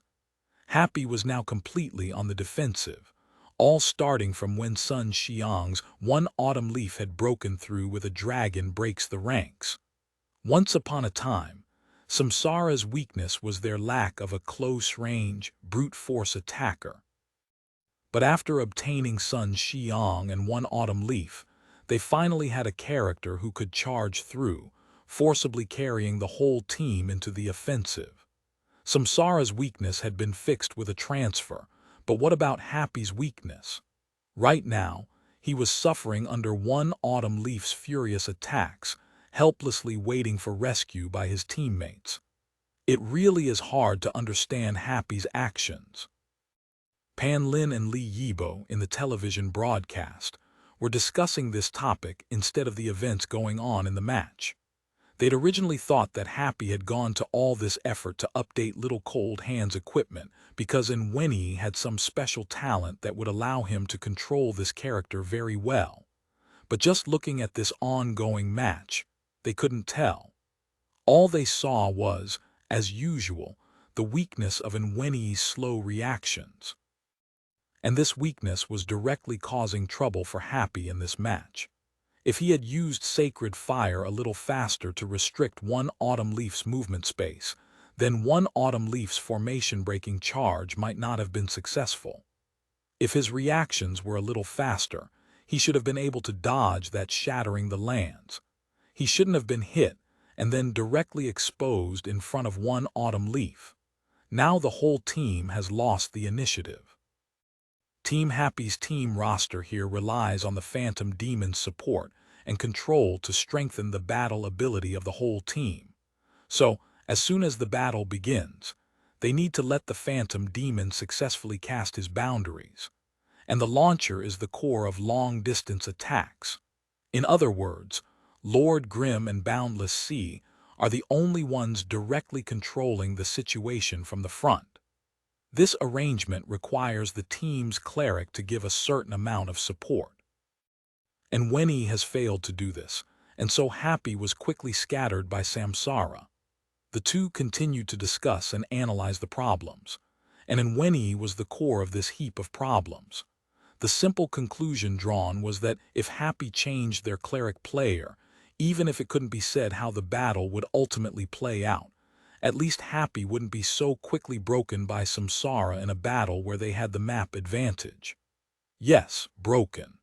By this time, Happy had already been broken for good.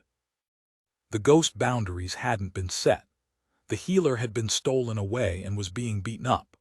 Only under Dancing Rain's desperate supporting were Lord Grim and Boundless Sea able to struggle out of their situation and turn around to try and save the healer. But Samsara instantly turned fire, with Sun Xiang's one autumn leaf throwing away Little Cold Hands and attacking Lord Grim and Boundless Sea. Zhou Zekai's Cloud Piercer took over for him, continuing to rain damage upon Little Cold Hands. Inside-out tactics, one of the basic strategies in Glory. Close and long-range attackers exchange positions, continuously outputting damage. And now, inside-out tactics were being used by Sun Xiang and Zhou Zekai, these two pinnacle attackers in the alliance, with one autumn leaf and Cloud Piercer, these two pinnacle characters. One could only imagine how powerful it was. Because of the restriction caused by the inside-out exchange of these two players, Happy had no way of interrupting their offensive. Over the course of this season, Samsara had used this method to swiftly wipe out who knew how many crucial characters on the opponent's side. Even if it didn't succeed, this method greatly restrained the opponents, preventing their strategies from effectively playing out. The situation Happy faced now was even more disastrous. Their healer was directly kicked out of the match by the opponent. Happy lost, but no one expected that they could lose so quickly. 11 minutes and 58 seconds, that was how much time this team competition ultimately took. This was only a little over 2/5 of the average team competition duration of 25:47. Anyone could tell that this was a match where the healer was immediately killed off. Samsara's fans were jumping and laughing. Who cared if they lost the individual rounds? The ultimate victory still belonged to them. Happy's fans, meanwhile, were quiet. When they'd seen Tang Ru's performance in the group arena, when they'd seen Little Cold Hands flashing new silver equipment, they had held high hopes for this team competition. They truly felt that their team was about to defeat the champion Team Samsara. But in the end, the team competition was such a swift and brutal defeat. And Wenyi disappointed everyone. Although he had always been called Happy's weak point, thanks to the team's intentional protection with their strategies, he had never affected Happy's victory.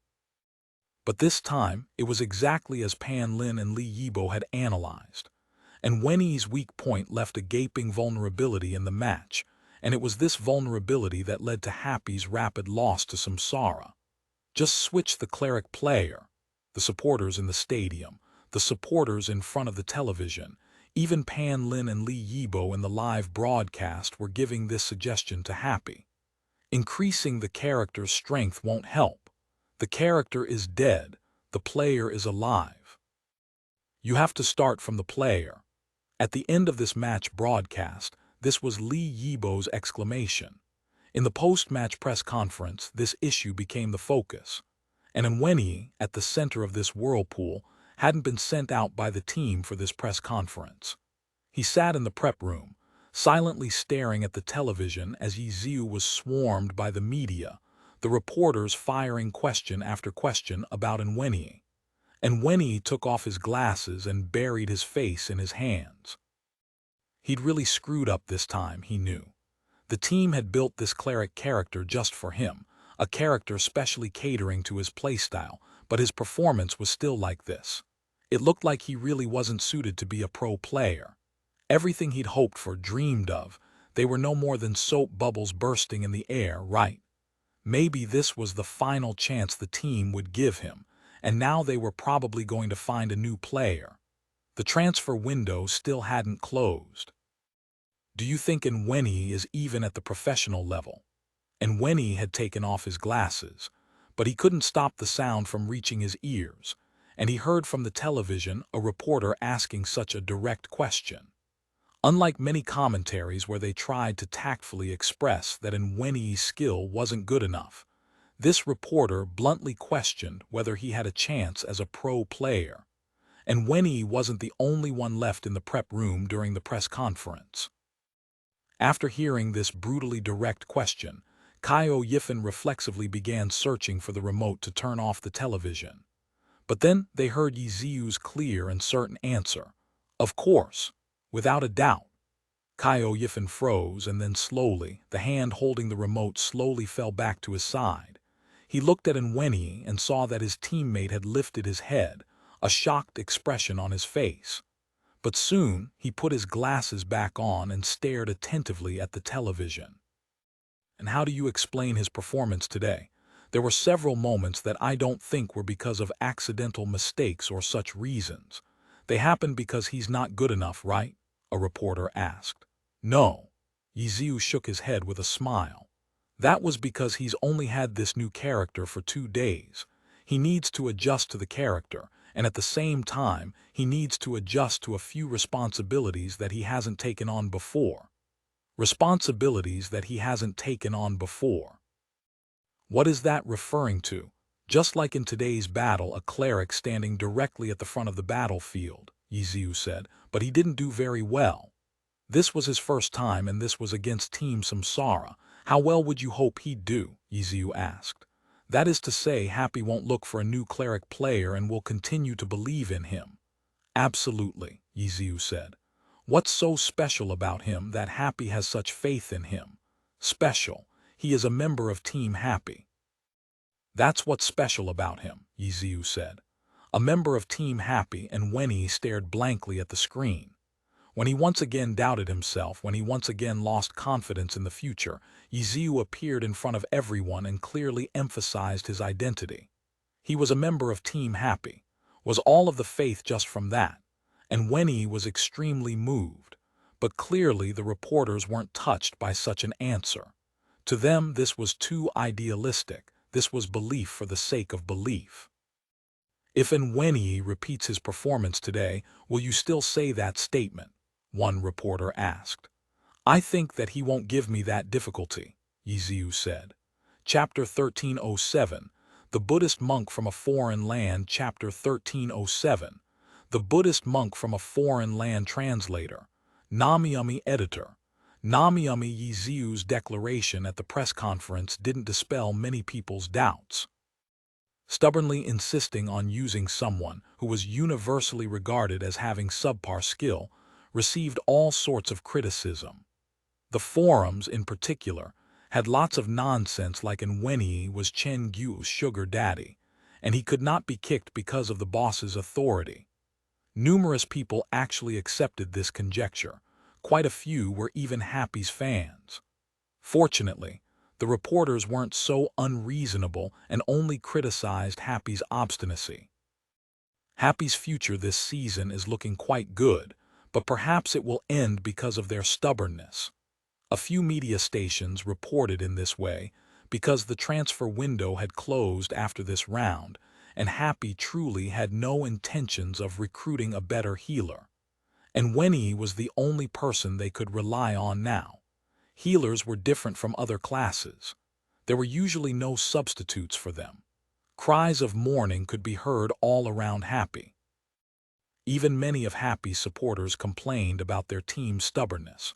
Rumors without boundary started to spread further and further.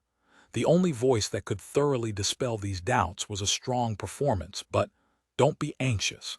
This isn't something that can be resolved in a match or two. Early in the morning, Yiziu got up and found Wenyi practicing since who knew when. The entire team needs time to get used to this new way of playing. It wasn't just you that made mistakes against Samsara. The team didn't protect you well enough either, Yiziu said. You're not consoling me, are you? And Wenyi asked. I always say it how it is, Yiziu said. I believe you, and Wenyi nodded his head. Yiziu was truthful to the extent that he could infuriate others. Continue to work on your reaction speed. It'll always be helpful. And then practice and play together with the team to work on our synergy, Yiziu said. Maybe we can go back to how we played in the past. And Wenyi said these words, thinking with the team in mind. He was a bit scared of holding back the team from winning just so that he could become a qualified cleric. That style of play isn't sustainable. Even that slow Li Yibo is starting to smell out the traps inside. Do you believe that the likes of Yu Wenzhou, Zhang Xinji, Wang Jixi wouldn't be able to? We need to think about the long term. Starting from now on, we need to think about playoffs, Yiziu said. Playoffs. I don't think we'll decline so far as to fall out of top 8, Yiziu said. After round 20, the fluctuations on the rankings were minuscule. Only 4 teams had changes. Royal Style beat Radiant 7-3 and Miracle lost to Tyranny 1-9. As a result, 2 of these teams switched places on the rankings. At the moment, Royal Style was in 12th, while Miracle was in 13th. Apart from that, there was Team 301 and Team Void. These 2 teams confronted each other directly. In the end, Team 301 won 9-1 versus Team Void.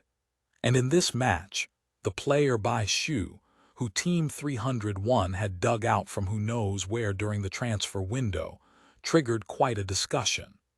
The unknown newcomer displayed extremely high technical skill, and what was even more astonishing was that he seemed to have plenty of competitive experience. A nobody having exceptional technique could perhaps be explained by bitter closed-door training, but rich competitive experience wasn't something that could be obtained in seclusion. The Glory online game couldn't bring about this sort of high-level experience either. Where did this Bai Shu come from? Finally, Team 301 gave the answer to this mystery by revealing his identity. This guy was also a pro player, but he wasn't a domestic player. He was a Chinese pro player from England's Glory Super League.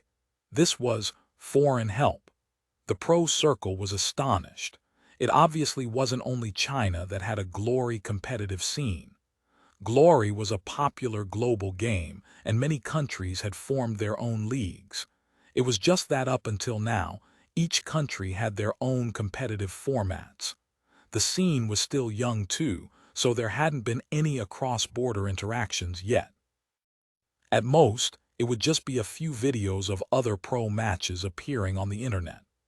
The international scene had unfamiliar players, equipment descriptions that they couldn't understand, and it didn't offer anything that they couldn't see in their own country, so it naturally didn't have much of an impact. But this time, Team 301 officially broke the communication barrier and recruited a pro player from outside of the country. Bai Shu quickly received numerous interview invites from several media outlets. In the end, the one who came out on top was Esports Home, the country's highest authority in esports. Bai Shu's unknown history was finally revealed through the interview. There was nothing crazy about him. He had been a student studying abroad and liked to play glory during his free time. He was quite talented, so his skill level quickly improved. After making a name for himself in the glory community, he attracted the attention of pro teams and was recruited. He already had nearly 4 years of competitive experience. Team 301 expanded their search for talents to outside of the country and brought Bai Shu back to China. The Glory News reporters weren't as clueless towards the international scene like many normal players. England's Glory Super League had the highest level of competition in the European region, and Bai Shu had been a core member of one of the top teams there. His skill wouldn't lose to top player in China. From the results of the round 20 match, many people believed that Bai Shu was at an all-star level. These were just words, though. He needed to prove it with action. How bad was Happy's and Wenyi? How good was 301's Bai Shu? For a moment, these two topics became the most popular topics in the Glory competitive scene, and a match that would put them to the test had finally arrived. Round 21. Happy had an away game against 100 Blossoms, while 301 had a home game against Tyranny. This time, there wasn't too much debate from the broadcast for which match to show. Team 301 versus Team Tyranny was picked. Everyone was very curious about this international player. Bai Shu's performance didn't disappoint. In their match against Tyranny, Team 301 won 8-2. Bai Shu's performance in the team competition was even more praiseworthy. In this match, Team 301's captain Yang Kong once again used life-risking strike to OHKO the opposing side's healer. Tyranny's healer was on a completely different level than Happy's and Wenyi, though. And Wenyi was considered the Alliance's worst healer, while Zhang Xinji was considered Glory's best healer. Zhang Xinji had the experienced generals Han Wenqing, Zhang Jiao, and Lin Jingyan surrounding him, yet under Bai Shu's brilliant cover, Yang Kong was able to land a fatal blow. The monk from the foreign lands had quite the skill. On the other hand, the domestic healer looked quite shameful. Happy ended up losing to 100 Blossoms 4-6. In the individual competition, Yi Ziu once again stood undefeated. Happy also won the group arena. However, in the team competition, their healer once again failed them, which led to their defeat. The dissatisfaction of the fans rose even higher. But apart from complaining about it, there was nothing else they could do. The transfer window had passed, so no matter how terrible and Wenyi may be, Happy could only keep using him, unless they decided not to use a healer in the team. The gloomy Happy fans didn't lack passion, giving all sorts of advice to Happy, but no matter how it was spun, it always came back to asking Happy to switch healers. Enlightened by Team 301, their search started expanding outside of the Alliance. An unknown but enthusiastic fan had gathered numerous matches showcasing healers from the international scene, and then sent all of them to Happy's public mailbox for Happy to survey. Chen Guo was helpless. She could only give another official team announcement expressing the team's faith in Wenyi. She also hoped the fans could understand and be patient for a better future. When the announcement came out, it persuaded a few, but there would always be stubborn fans. Happy's statement once again gave rise to all sorts of rumors.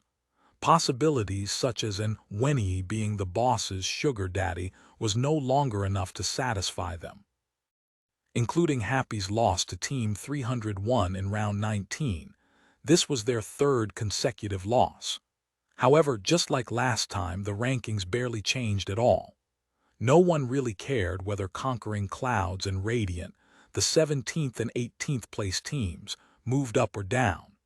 The other change was Void, who lost to Thunderclap 3-7, being overtaken by Misty Rain, who won 7-3 against Royal Style. However, these two teams were 20 points away from the playoff zone. Apart from them, Team 301 was closing in onto the playoff zone. After beating Happy in round 19, Bai Shu joined their team. Ever since that round, Happy had lost 3 in a row, while 301 had won 3 in a row. The distance between 301 and the 8th place Wind Howl had shrunk to 13 points. Team 301 looked to be making a strong comeback in the second half of the season. Their captain Yang Kong stepping back and their new player becoming a part of the main roster had changed Team 301's tactical style. Yang Kong seemed addicted to life-risking strike at the moment. Team 301 might just make it their main playstyle. As for Bai Shu, everyone was still very curious about how much more potential he had left to show. As for Happy's current predicament, besides their loyal fans, no one else truly worried for them. On the other hand, people like Ryu and Cheng had found a gold mine. Their disgust towards Tang Ru had spread to the entirety of Team Happy.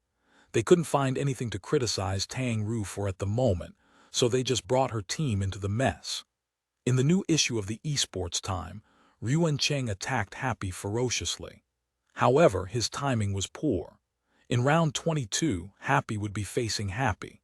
For the current Happy, a small mishap like this wasn't enough to a team like Radiant to upset them. After 3 consecutive losses, Happy made a resounding comeback with a 10-0, a loud slap in the face to people like Ryu and Cheng. Ryu and Cheng wanted to cry, but no tears came out. What could he do? Esports Time was released bi-weekly, so they couldn't publish immediate reports. When his article came out, round 22 had ended. Ryu and Cheng's criticism towards Happy received all sorts of condemnation from the community due to Happy's 10-0 victory. Are you blind? Countless Happy fans cursed angrily at Esports Time, at Ryu and Cheng. Chapter 1308 Tyranny's Home Stadium Chapter 1308 Tyranny's Home Stadium Translator Namiyami Editor Namiyami After round 22, there were only small changes on the points ranking. Clearly, after half a season of accumulation, the various teams all had a solid point foundation, and it would be very difficult for the points of one round to cause any big shifts on the rankings. In the 3 rounds after the new year, the most eye-catching team was undoubtedly 301. None of 301's opponents these 3 rounds, Void, Tyranny, and 100 Blossoms, were weak. But 301 had still managed to win beautifully with a 9-1 and 2 8-2 victories. Bai Shu didn't disappoint all those curious about him, and had a strong performance in all 3 matches. 301's Captain Yang Kong had already completed his style change in these few rounds. He was no longer that directly attacking warrior assassin. Cold, ruthless, deadly. This was the impression that today's #1 assassin in the Alliance gave everyone, and he did a better job than many other assassins who had always used this style. This sort of clean and neat style change led people to feel that this was a player who had always been somewhat underestimated. Even though 301 hadn't risen on the leaderboard after these consecutive victories against strong opponents, they were steadily closing the gap between themselves and the top 8. After this round, their opponent 100 Blossoms had fallen to 8th place with 131 points, only 8 points ahead of 301. The other team that was worth paying attention to was Team Wind Howl. Wind Howl, named the soft-footed shrimp, had really been beaten bloody by the strong teams during the first half of the season. 10-0D by Happy, 9-1D by Tiny Herb. That was the tragic ending they faced in the last 2 rounds of the first half. During the winter transfer window, they tried to invite Tyranny's Zhang Xinji with much fanfare, but ultimately they'd failed to make the deal, and they'd left behind a strong impression that they desperately needed to adjust the team. If they wanted to make any acquisition after that, all of the teams were lions with jaws gaping wide. Any player could have an asking price over 10 million for them. Wind Howl was quite desperate, but they weren't going to be taken for a ride like this. Zhang Xinji was a player that could truly take care of all their problems. A god, a popular player. They were willing to pay a sky-high price. But now any random player cost over 10 million. This was simply robbing a burning house. To Wind Howl, these players were just spare tires. There was no way they'd make such a large investment. They were unwilling to be cheated, but they also couldn't discuss any suitable transfers. In the end, the transfer window closed without Wind Howl being able to complete any discussions. They could only pretend they had everything together, sending out an announcement expressing the team's belief in the current roster, belief that their current strength was enough to win everything, and so on. Quite a few people who liked drama all anticipated seeing Wind Howl's continued fall. But at this moment, the match schedule helped out Wind Howl. In the opening of the second half of the season, none of Wind Howl's opponents were strong teams. Conquering clouds radiant lightly, in front of teams like this, the soft-footed shrimp could still bare its fangs and wave its claws, eating them one by one. After 100 Blossoms lost to 301, Wind Howl reached 7th place. And coming up next, in round 23, Wind Howl's opponent was Bright Green, a team that with Seaside was already locked in the relegation zone. It looked like Wind Howl, for now, wouldn't be falling. Those paying attention to Wind Howl were only interested in seeing results. The fans who truly enjoyed watching high skill and technique displayed during a match had quite a few high-level confrontations they could choose in round 23. Tyranny vs Happy, Blue Rain vs Samsara, and 301, who had found its momentum in the second half of the season, would be playing their away game against the team whose team competition style had completely changed this season, Thunderclap. After deliberating, the television broadcast team finally decided to give up on the match between the number 2 Blue Rain and the number 1 Samsara, simply because the difference between Samsara and Blue Rain was a whole 22 points. Even if Blue Rain earned a ferocious 10-0 victory over Samsara, they still had no way of shaking Samsara's huge lead. After thinking of this kind of result, this match felt a lot less interesting.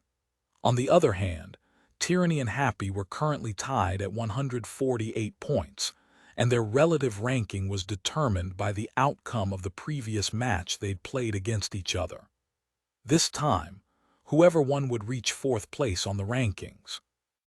The higher the rank at the season's end, the more prize money and dividends the team could earn. It also had a bit of an effect on the playoffs.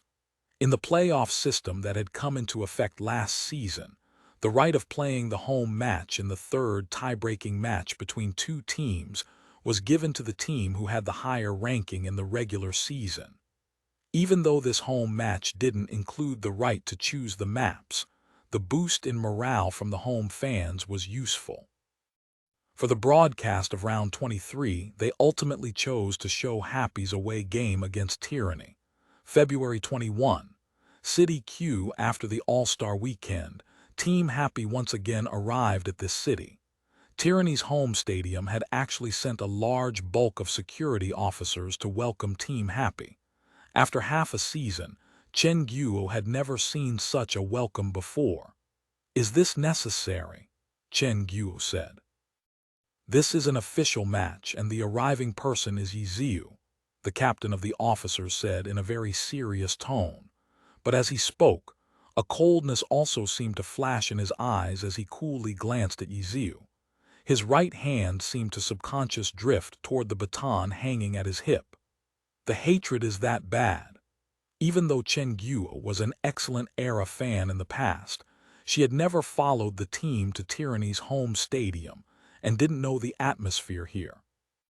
As soon as she asked this question, she suddenly heard a loud shout from somewhere.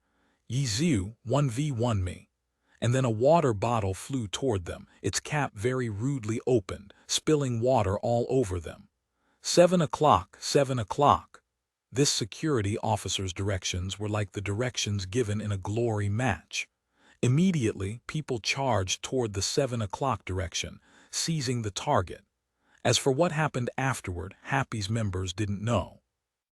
The target was tightly surrounded by security and swiftly escorted inside the stadium, all the way into the prep room. "How scary," Chen Guo exclaimed with lingering fear. "What if that hadn't been water? What if it was acid or something?"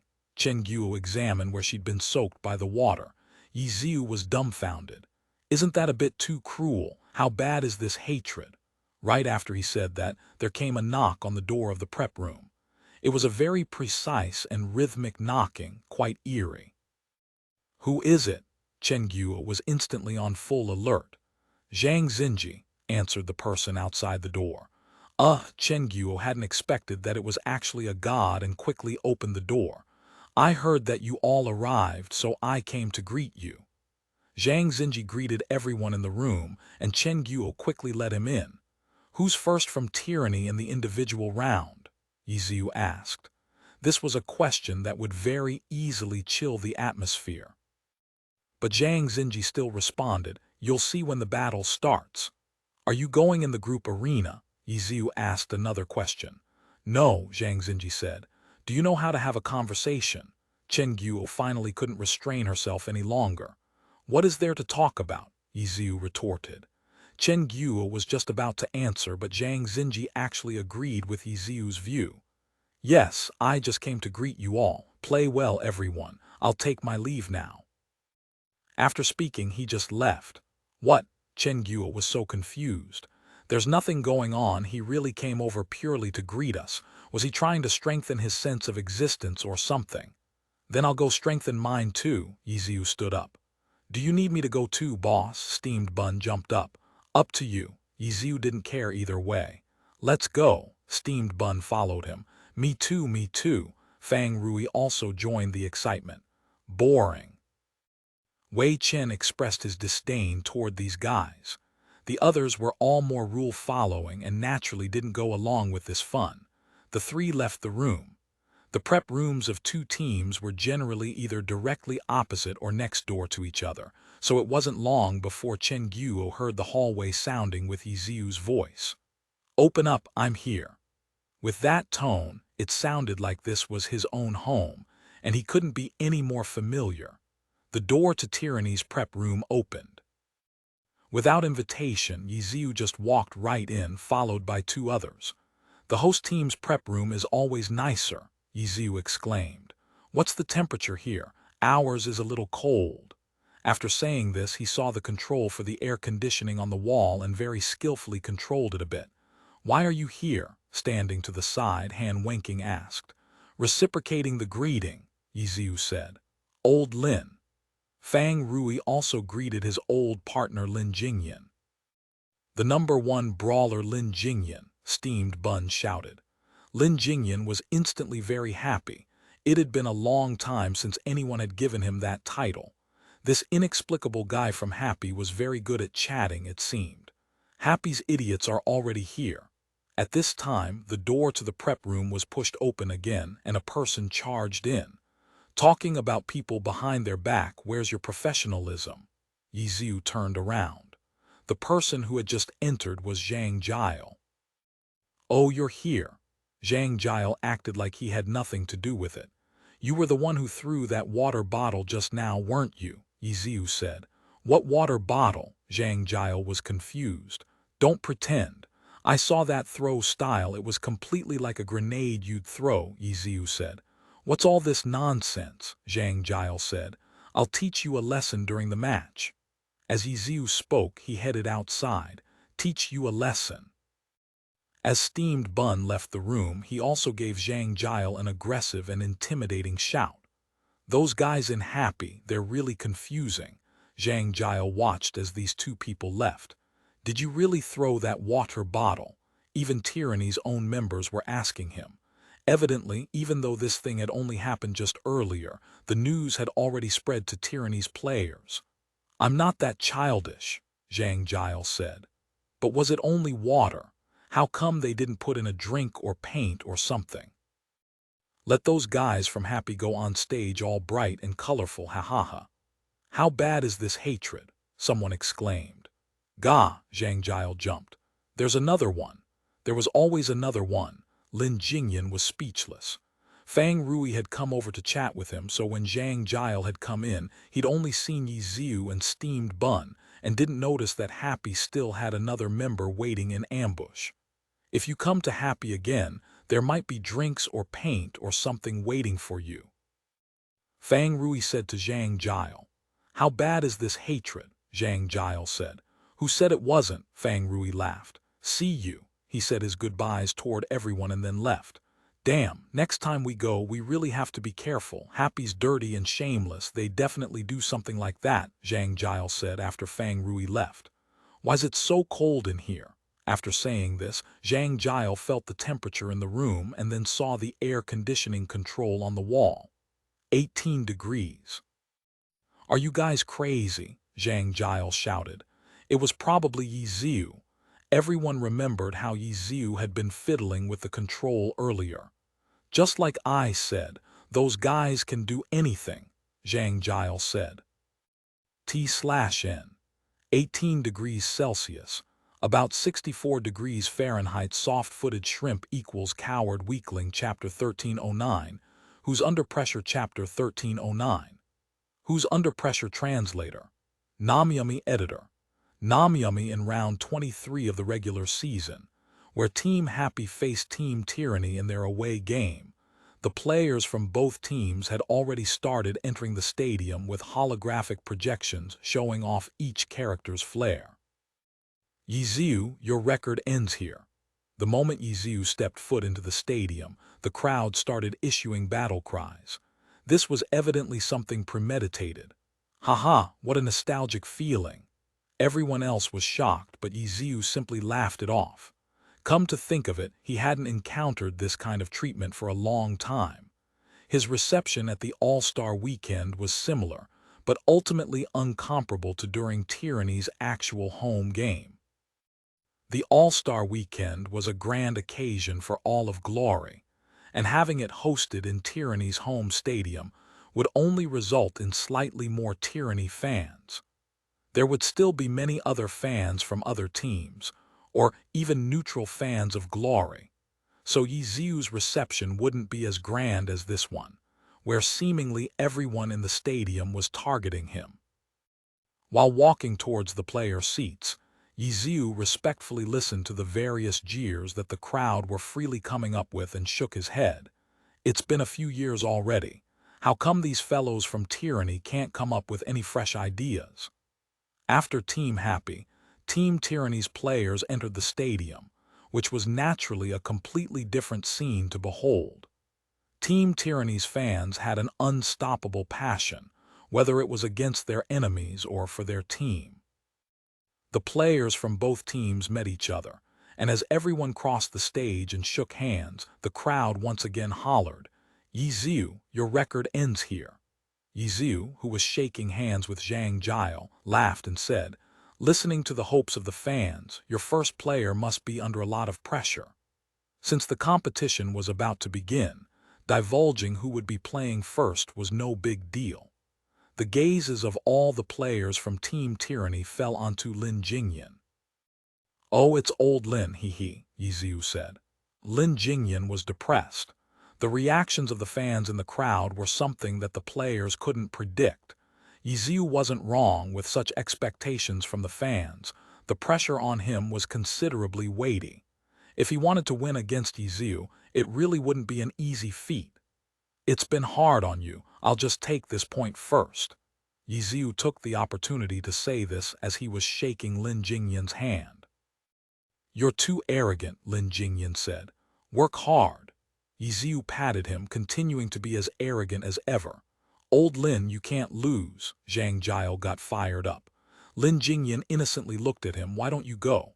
I already went the last time, now it's your turn, Zhang Jiao said without any hesitation. Naturally, I'll do my best, Lin Jingyan said. Since he had already been selected as the first player, there was no need to hide his true feelings. Yi Ziu was truly a troublesome opponent. His response seemed to lack passion and fervor, but the stability he had from his many years of experience was something that up-and-coming new players couldn't compare to. In no time at all, The competition officially began and the players from both teams entered the field. Team Happy's first player was, as expected, Yiziu, and Team Tyranny's was Lin Jingyan. The crowd took it upon themselves to start the jeering again, but Yiziu had already been tempered by years of experience and was unfazed by it. On the contrary, it was Lin Jingyan who was under a great amount of pressure. To be honest, this was a scene that Yiziu had seen countless times, but Lin Jingyan had never experienced it himself. When he'd arrived at Team Tyranny, Yiziu had already changed to the unspecialized, and the first time they'd met, it had been at Happy's home stadium where the atmosphere was naturally very different.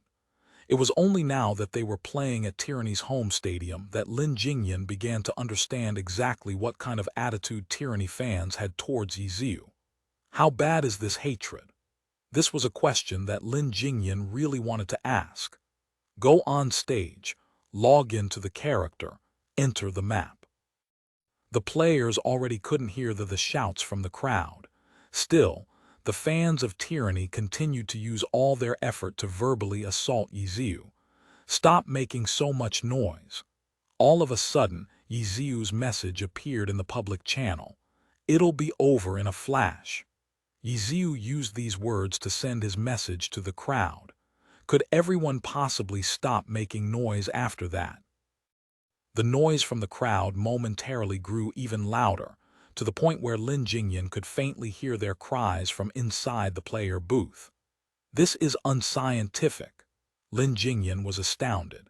He'd spent so many years as a professional player, and except from at the very beginning, when the facilities were basic and crude, it was his first time being able to hear the crowd after entering the booth.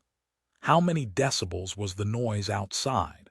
Wasn't this Yiziu too good at adding fuel to the fire? Old Lin, hurry up and accept your death.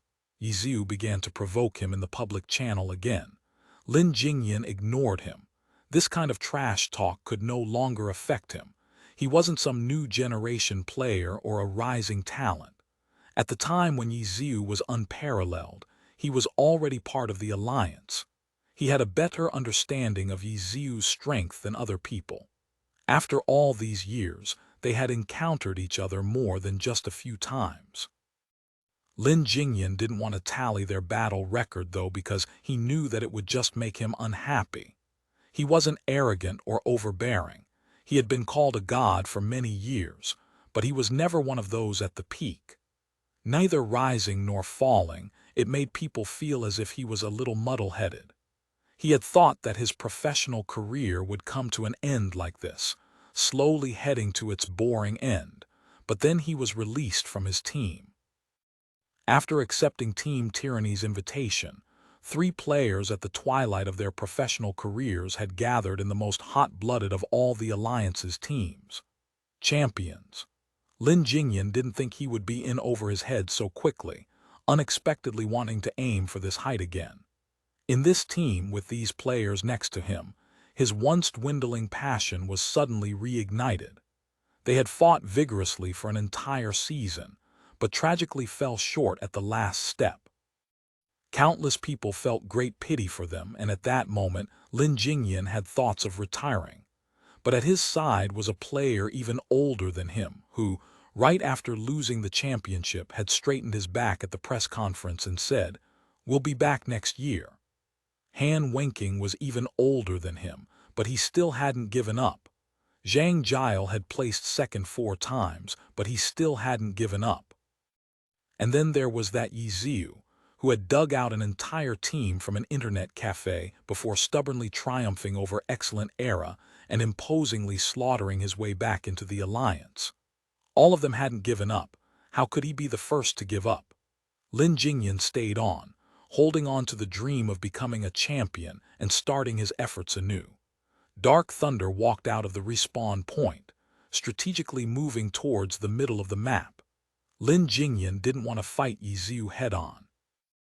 It had already been more than half a season, but the unspecialized Lord Grimm wasn't something that could be adapted to in half a season.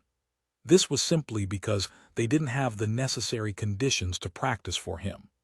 Aside from the actual competition, they could only rely on their theory crafting, but without putting it into practice, their grasp over the unspecialized was still unsatisfactory. So Lin Jingyan decided to use tactics, taking a roundabout route to advance. After walking halfway, he saw another message from Yi Ziu in the public channel. "Old Lin, could you hurry up? I've been waiting for half a day." Lin Jingyan ignored him, continuing to move at his own pace. If talking more could help you win, Huang Xiaoshan would already have won 6 championship titles. After going in a roundabout fashion for a while more, Lin Jingyan finally saw Lord Grimm, who had been waiting for him in the center of the map. The guy was just standing there, gripping his umbrella in a self-satisfied way. Why didn't it seem like he was here to compete? For a moment, the old general, Lin Jingyan, had gotten infuriated. It had passed in a moment, but he still had to control himself from getting irritated. After fighting against each other for so many years, could he still be unaware? Yi Ziu's arrogant self-confidence was something he did for show. If one were to think he was actually arrogant and fight him under these false impressions, they would truly have been duped. This guy was truly dirty. Lin Jingyan couldn't help but think of the blood and tears that he had shed in the past, before frantically dispelling these thoughts from his mind. How could he think of such things now? It was too hurtful to his morale. Lin Jingyan directed Dark Thunder to hide at one corner, carefully watching Lord Grimm's actions. Upon closer observation, the guy looked like he was taking a stroll in a self-satisfied manner, but he was actually moving towards a few places where one could sneak attack from, blocking them completely without leaving any openings. "Old Lin, you've arrived, right? How long have you been squatting for? You'll eat a yellow card, you know." Yi Ziu started talking again. "I've arrived, I'm observing you now." Lin Jingyan replied. "Really? Do you need me to make a few relaxed-looking poses for you?" Yi Ziu replied. "Sure, you can start posing," Lin Jingyan said. "All right," Yi Ziu replied, and Lord Grimm's myriad manifestations umbrella quickly transformed into its gun form. Gatling gun. Lord Grimm's body turned, sending the bullets flying out in a horizontal arc and causing the surrounding dirt to fly into the air. Unexpectedly, he completed a full 360-degree turn, and a bullet exploded just to Dark Thunder's side. Lin Jingyan's judgment in having his character stay completely still was truly incredible. "How was it?" Yi Ziu asked. "Nice gunplay," Lin Jingyan replied. "Let me show you another trick," Yi Ziu said. Oh, poof! A cloud of purple smoke up as Lord Grimm threw out a smoke bomb, concealing his entire body before disappearing without a trace. "This isn't nice to look at," Lin Jingyan said, but he was already frantically adjusting his camera angle, afraid that Yi Ziu would use the smoke screen to have Lord Grimm quietly creep over. But according to reason, he shouldn't have been exposed yet, right? Lin Jingyan had some hesitation in his heart, and in that moment his judgments weren't as resolute as before. This guy, what was he planning on doing? Lin Jingyan didn't see Lord Grimm quietly creeping over, and he didn't want to act blindly and expose Dark Thunder's location, so he continued to endure, waiting for the purple smoke to disperse. "Look at this trick now." Suddenly, Yi Ziu sent another message into the public chat. At the same time, in the midst of the purple smoke, a blinding white light suddenly flashed. "Fuck!" Lin Jingyan swore, but his screen was already filled with white. Flash bullet, a Spitfire skill. But by now, everyone knew that Lord Grimm's perverse myriad manifestations umbrella could add a different skill to each of its forms. And this time, Yi Ziu had evidently added Flash bullet to the gun form of his weapon. Borrowing the smoke screen of the ninja skill, Smoke Bomb, he had waited until the smoke had gradually thinned out before throwing a flash bullet. The light pierced through the smoke, finally dazzling Lin Jingyan. "I can't move." "He still doesn't know where I am. I'm not that easy to find," Lin Jingyan thought. "Haha, you don't dare to move now, right? Why don't you guess whether or not I can find you?" At that moment, Yiziu sent another message in the public chat. After being dazzled by Flash Bullet, he couldn't see anything, but he could still talk without any impediments. Chapter 1310, Backfire. Chapter 1310, Backfire. Translator, Namiyami. Editor, Namiyami. Lin Jingyan wanted to cry. This is exactly why they hadn't figured out Lord Grimm's unspecialized class after half a season. Apart from possessing all the low-level skills from all 24 classes, he could also equip different skills to his weapon. That meant that Lord Grimm had the chance of knowing any skill that wasn't a classing or awakening skill, so long as Happy had enough skill scrolls. Under such circumstances, how many different combos could Lord Grimm execute? That wasn't something a human mind could calculate, especially since they didn't know what skills would be set into the myriad manifestations umbrella. How would they know what to look out for? Looking at his whited-out screen, Lin Jingyan didn't know if he should act or if he should wait it out. In the end, he made a decision. He'd endure it. Skills added to a weapon would be at most rank 1. The effects of Lord Grimm's Flash Bullet wouldn't last long, and Lin Jingyan refused to believe that this guy could figure out his whereabouts in such a short time. That's what Lin Jingyan thought. Thus, Cold Thunder stayed there, unmoving and calm. The audience, as well as Tyranny's players, were just about close to crying. Lord Grimm was already standing in front of Cold Thunder. If he moved the myriad manifestations umbrella forward just by a bit, he would hit the other's forehead. Old Lin, you've been tricked. The spectators, with their omniscient view, actually all knew that Yiziu had probably caught sight of Dark Thunder when Lin Jingyan had first creeped into the center of the map. The TV broadcast chose a shot of Lord Grimm's view. There was a split second where a figure flashed by in the corner of the screen. Yes, just a shadow, just a split second. Pan Lin and Li Yibo had even had a very long and enthusiastic discussion as to if Yiziu had seen it or not. Back then, no one could be certain if Yiziu noticed or not, and how far he could go in determining Dark Thunder's position from that. It wasn't until a flash bullet blinded Dark Thunder, and Lord Grimm's form appeared from the dispersed purple smoke, accurately darting towards Lin Jingyan, that everyone was certain that Yiziu had noticed that split-second incident and accurately determined Dark Thunder's position. Then, Gatling gun swept forth, smoke bomb. He really put on quite the act. It wasn't until the flash bullet was used that Yiziu managed to close in without Lin Jingyan's notice. Victory had already been decided. Lin Jingyan's sight came back while he was being attacked, and then received a head-on beat down from Lord Grimm. There had yet to be anyone who could counter Yiziu's unspecialized blitz. Lin Jingyan tried and tried and tried, but still lost in the end. The first individual competition ended, and Yiziu left the stage with a victory to thunderous cursing. Things like how fake, how deceitful, how treacherous, what a show-off. No matter what, that's how it was like for Yiziu at Tyranny. If he lost, there would be endless mockery, and if he won, it wasn't much better. No matter how he won, the Tyranny fans would still find it dirty, unhonorable, low-end. The passionate, open Tyranny fans would all become mean and petty when Yiziu was concerned, nitpicking at everything and not seeing anything good in him. However, Yiziu was completely unmoved, calmly returning to his seat. Tyranny's home game atmosphere doesn't seem to be affecting Yiziu at all, commentator Pan Lin exclaimed. Li Yibo, sitting to the side, gave a strained smile. He was from Tyranny, and though it had been a long time, he had personally seen this scene before, shaking his head and saying, "It's not affecting Yiziu, but instead it's affecting Lin Jingyan's performance. The atmosphere Tyranny's fans created has backfired." Ah. Pan Lin was stunned. This atmosphere is something Lin Jingyan has yet to experience, having been on the team for half a year. When the match started, everyone was yelling about ending Yiziu's consecutive wins.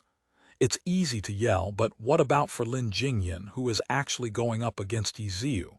In the end, this is only giving him more pressure, Li Yibo explained. Oh. So that was why he had accidentally revealed his shadow while moving to the center of the map, giving his position away to Yi Ziu, Pan Lin said. Yeah, Li Yibo sighed again. Pan Lin didn't continue the conversation. This saying wasn't illogical, but how could you be certain that Lin Jingyan's mistake was because of this pressure? Pan Lin felt a little incredulous, so he couldn't really bring himself to agree so fervently. By then, the second players on each team were heading towards the stage. Happy Mo Fan Deception, Tyranny Song Qiying Sunset River. Hey, the second round is a clash between two newcomers, Pan Lin exclaimed. Indeed, Li Yibo confirmed, looking interested. There were quite a few talented rookies this season. Tyranny's Song Qiying was definitely one of them. As for Happy, they had a particularly large number of rookies. Tang Ru, Bao Rongxing, and this Mo Fan, then there was their cleric and Wenyi. However, if you wanted to say whether or not they were talented, that was a bit of a problem over here. People originally had high expectations for Tang Ru, but then there were some conflicts with her character and her popularity plummeted. Though this had some effect, Tang Ru's performance in the field continued to be outstanding. The alliance was very conflicted. The selection for the Best Rookie award wasn't like the All-Stars voting. Popularity wasn't considered. From pure performance, Tang Ru was the most outstanding rookie this season. In addition, her position in the team was something no other rookie could hope for. She was the last line of defense for the arena, and no other rookie was taking such an important position in their team. She also performed extremely well in her position, scoring consecutive victories. Her performance in the team competition was rather amazing as well. In typical circumstances, Tang Ru would be a steady first in bot popularity and skill. Even if her popularity was low, Tang Ru's performance would be enough to convince people. But the problem was that Tang Ru's popularity wasn't just a little low, it was practically in the negatives. Award Tang Ru with Best Rookie under these circumstances. The Alliance really felt that they didn't have enough support to do that. They had never experienced such a situation. They were burning brain cells trying to figure out what to do. They just hoped that an even more outstanding rookie would appear. But there were none. In this era, even if rookies had talent, they needed their teams to give them a chance to shine. Many mature teams had talented rookies, but they weren't as reliable as veterans due to their lack of experience. Each team had their own way of cultivating young talents. Some did throw their rookies into the thick of things directly, like Lu Hanwen, who became a core member of the team at 14 and successfully took the title of Best Rookie. On one hand, he truly had talent, and on the other hand, he had enough chances to show his talent. Diamonds will shine, but this wasn't the same for everyone. This season's Tang Ru was like last season's Lu Hanwen. She had plenty of chances to shine, and she made good use of them, become a unique talent amongst the rookies. The Alliance hoped for some new rookies. They didn't have to be better than Tang Ru, just being on par with her was good enough, and it would solve all their problems. Now there was still half a season. After the first half of the season, would there be any teams that felt their rookies were settling in well and could take on more responsibilities? Li Yibo knew of the Alliance's attitude, so when he saw a match between rookies, his interest was piqued. Would there be any rookies that make a good final run and get to Tang Ru's level? Heh, this pair of rookies is pretty interesting. Li Yibo opened up a discussion with this topic. This Mo Fan used to be a notorious scrap picker in game before getting pulled into the team by Yi Ziu and attending the Challengers League with Happy. He's a rare self-taught talent these days. As for Tyranny's Song Qiying, he's a talented product of Tyranny's training camp. He grew under professional training, coming from a very orthodox background. What's interesting is that this striker player did not inherit the style of Tyranny's hand wanking, but instead, from what we've observed, took after the Tyranny vice-captain Zhang Xinji. His style is very meticulous. That's true indeed. This match will truly be interesting, Pan Lin commented. Let's see which rookie will perform better, Li Yibo exclaimed. The silent Mo Fan and serious as Zhang Xinji Song Qiying were both the kind of player that didn't make conversation. After the match started, there were no communications in the chat. The two met and opened combat directly. A wild, self-taught style and a meticulous, academic style clashed. In this battle, Song Qiying attempted to break through Mo Fan's barrage in a frontal confrontation. However, Mo Fan's peak performance was enough to suppress Sun Xiang. Song Qiying was really struggling to deal with it. Every time he felt that an opening was imminent, Mo Fan would always swiftly pull a full retreat. Song Qiying really didn't like this sort of pace. This was way too abrupt. Who even fought like this? However, this was the exact kind of opponent he had trouble dealing with and fell to a disadvantage in the match. What do you think? At Tyranny's bench, Han Wenqing posed this question to the others as they watched the match. It seems like that Mo Fan can only use 5 to 6 skills at a time well. He'll always break off his offense after these few skills and won't follow up with a new offensive afterwards, but instead clearly slows his pace down. It really does look like cooldown play, Zhang Xinji analyzed. However, his execution of those few skills of his is truly very high, Zhang Jiao commented. Compared to before, he's improved immensely and his style has become more varied. However, he really has yet to solve the problem of continuity in his offense, Lin Jingyan added. If he can really solve that problem, then he'll become even more scary, Zhang Jiao exclaimed. Yes, Lin Jingyan agreed. However, the current skill combos seem very complete and mature already. They don't hold much to continuity. Zhang Xinji brought the topic down for deeper analysis. Could it be that he plans on persisting in his use of this style? Zhang Jiao wondered aloud. He can clearly do better, so why doesn't he try? Lin Jingyan voiced his confusion. What if he can't try? Han Wenqing suddenly cut in. Thank you for listening to the story on KevinAudio.com Chapter 1311 Improvement Chapter 1311 Improvement Translator Namyami Editor Namyami if he can't try. Han Wenqing's words stunned everyone. Then he can only endure and perfect this style. Zhang Xinji completed Han Wenqing's analysis. Thus, everyone fell silent. As for why he can't try, that was a problem gossips would definitely be interested in. However, as Happy's opponent, it wasn't necessarily important. They only valued the consequence. What kind of player would Mo Fan grow into? When we go back, we should take another look at this player's battles, Zhang Xinji decided. As for the match, it was Mo Fan who claimed the final victory. Just as the match finished, Song Qiying charged out of the booth and rapidly approached Happy's player booth. Is this little guy so persistent post-match? That's even worse than Zhang Xinji, Fang Rui commented. You think Mo Fan will pay him any attention? Wei Chen asked. That'll depend on if Mo Fan can understand his intentions or not. If he does, then I don't think he'll refuse, Fang Rui guessed. Just as he said this, Mo Fan also came out from the Happy Player booth.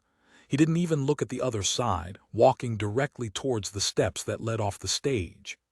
Hey! Seeing this, Song Qiying called out, breaking into a run and eventually catching up with Mo Fan. Mo Fan looked at him strangely, confused. Song Qiying didn't have the sturdiest of constitutions. After sprinting for a few steps, he was left panting for breath. How can you play like that? Song Qiying said. Mo Fan frowned, clearly not understanding what Song Qiying was trying to express. Thus, he ignored the other and turned to leave. Song Qiying didn't block his way, panting as he hurried over to Mo Fan's side. What on earth was that tempo of yours? Why don't you continue with your offensive? With your skill level, isn't that better? Song Qiying said. This time Mo Fan understood him. He didn't stop walking, turning his head to look at Song Qiying, saying, I can't. Why can't you? Song Qiying persisted. Why couldn't he? This question had Mo Fan deep in contemplation, but he wasn't able to formulate a response to that. In the end, he gave Song Qiying an infuriating answer. Because I can't. What do you mean because you can't? Hey, everything has to happen for a reason, no. Is it because you have to use such a tempo? What is forcing you to maintain it? Song Qiying continued to pursue the question. Mo Fan's frown deepened, but he didn't know how to answer. He wanted to get rid of this annoying person as soon as possible, and his footsteps subconsciously quickened. How come you're not speaking anymore? Oh, is it a team secret? We're opponents, so I really shouldn't ask so much, but I think there's a lot of improvements and adjustments that are worth making to your style, Song Qiying exclaimed. By then they had arrived at Happy's player bench. Mo Fan quickly walked to his own seat. Song Qiying had followed him here, but helpless, he knew that he couldn't go and sit at Happy's bench. Plus, his last words had been heard by everyone in Happy, all of them looking back at him with no idea what to do. They had been joking that Song Qiying was chasing after Mo Fan for the chance to touch his hand, that he was even more strict and formal than Zhang Xinji. They hadn't expected that he had been clinging to Mo Fan, trying to talk about something like this. Kid, Yiziu spoke up, you're right in saying that his style needs improvement. However, you're the same. You have much to improve, too. I'll do my best, but Song Qiying didn't seem like he was willing to give up. He'll also do his best. I look forward to your next match against one another, Yiziu smiled. Thank you, Senior, for your guidance. Then Song Qiying actually bowed to Yiziu. There's no need for that. Yiziu hurriedly went to stop him, but there was no way he would make it on time. The entire venue exploded at once, whistling, jeering. Look, that's why I didn't want you to do that, Yiziu said helplessly. No matter what reason Song Qiying had for bowing to Yiziu, the Tyranny fans would immediately be pissed off. It was deserved. Song Qiying refused to be swayed. The reactions of the audience didn't make him regret his actions at all. Once he had said that, he returned to Tyranny's player bench. It was instead the veterans of Tyranny who were nervous. What happened? What did Yiziu say to you? Zhang Xinji asked. Don't take anything that guy says to heart. It's all trash talk, got it? Zhang Jiao said in absolute seriousness. He only said that I had much to improve on, Song Qiying explained. How come it sounds so nice? Zhang Jiao was confused and glanced over at Happy. He saw Yiziu looking over too and smile, waving when he saw Zhang Jiao look around. Zhang Jiao decisively turned his head away, face dark as he said, try to not interact with him, all right. Look at how sly and evil his smile is. Song Qiying looked back, puzzled. How come he couldn't see anything that resembled slyness or evil? All right, go and rest. Don't worry too much about the result of the loss, Zhang Xinji said to Song Qiying. Song Qiying nodded, returning to his seat, yet his mind was still on the loss just now. How come he absolutely had to use such a tempo? That was the question that had caught his curiosity. By then, the third player on both sides had gone up already. For Happy, it was as always, Suma Cheng and her dancing rain, while Tyranny sent Zhang Jiao and his dazzling 100 blossoms. It's time for us to get a point. The two gunners attacked as Zhang Jiao made his proclamation. In the end, Zhang Jiao achieved his goal of gaining a point, defeating Suma Cheng and gaining a point in the individual competition for Tyranny. Afterwards, Happy sent out Fang Rui, Steamed Bun and Tang Ru for the group arena. As for Tyranny, it was Qin Maiyun, Bai Yanfei and Han Wenqing. The two sides exchanged blows, fighting all the way until the fifth round where Tyranny eventually claimed victory. The instability of this Bao Rongxing is truly quite the headache. When he's in his element, he can accomplish miracles, but when he's not, it's like he's sleepwalking. The determinant of the group arena was clear as day. Steamed Bun. His performance wasn't so good this time, and he was defeated easily by Bai Yanfei. Tang Ru was unable to turn the tides against one and some players, and Tyranny gained another 2 points. The one-on-one portion of the match came to a close, and Tyranny was, for now, in the lead 3-2. The team competition was decide today's victor. You can take careful note of Zhang Xinji's playstyle in the team competition. If I recall correctly, he's your idol, right?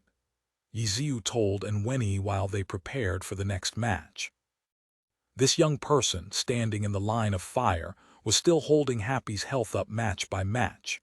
In the previous round, Happy had beaten their opponents 10-0, but the team competition had been focused on a vicious, relentless offensive. As a healer, he was more on the defensive end, so Enwenyi had limited space to perform last round. But now, the time for battle had come once more. Tyranny, Enwenyi was once a fan of this team. But after joining Happy, he had slowly begun to see Happy as home, while his feeling for Tyranny cooled.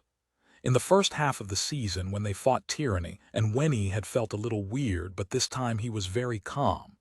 Zhang Xinji. Enwenyi glanced over at Tyranny's player bench. Zhang Xinji sat there, posture straight, as he rested his mind with closed eyes. "I've seen plenty of his matches," Enwenyi replied. There was no way he wouldn't have thought of looking to a god for ways to improve. Enwenyi was well acquainted with watching Zhang Xinji's matches to learn from him. Watching recordings and learning through actual battle are very different. "Remember to pay attention," Yiziu said. "I will." Enwenyi would have loved nothing more than to become the ultimate healer overnight, and he wouldn't miss any chance to improve. Being able to personally experience the skill of the #1 cleric Zhang Xinji was a rare chance, something that only happened twice per season. Soon enough it was time to start the match. For Happy, it was Yiziu, Suma Cheng, Fang Rui, Kaio Yifan, and Enwenyi with Tang Ru as the sixth player, the same lineup they had used against Samsara.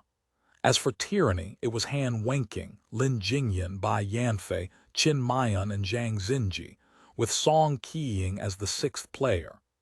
Tyranny is still persisting in their rotation.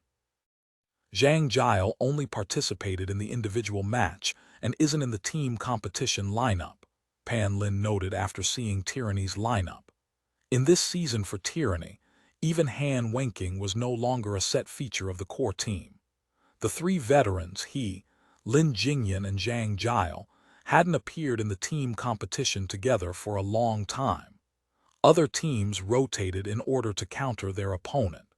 However, Tyranny's rotation seemed to just be for rotation itself. They had persisted like this for half a season. At first, their performance was subpar, and people had been uncertain about them.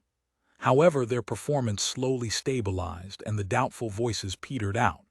Even so, Tyranny's performance this season was nothing compared to last season.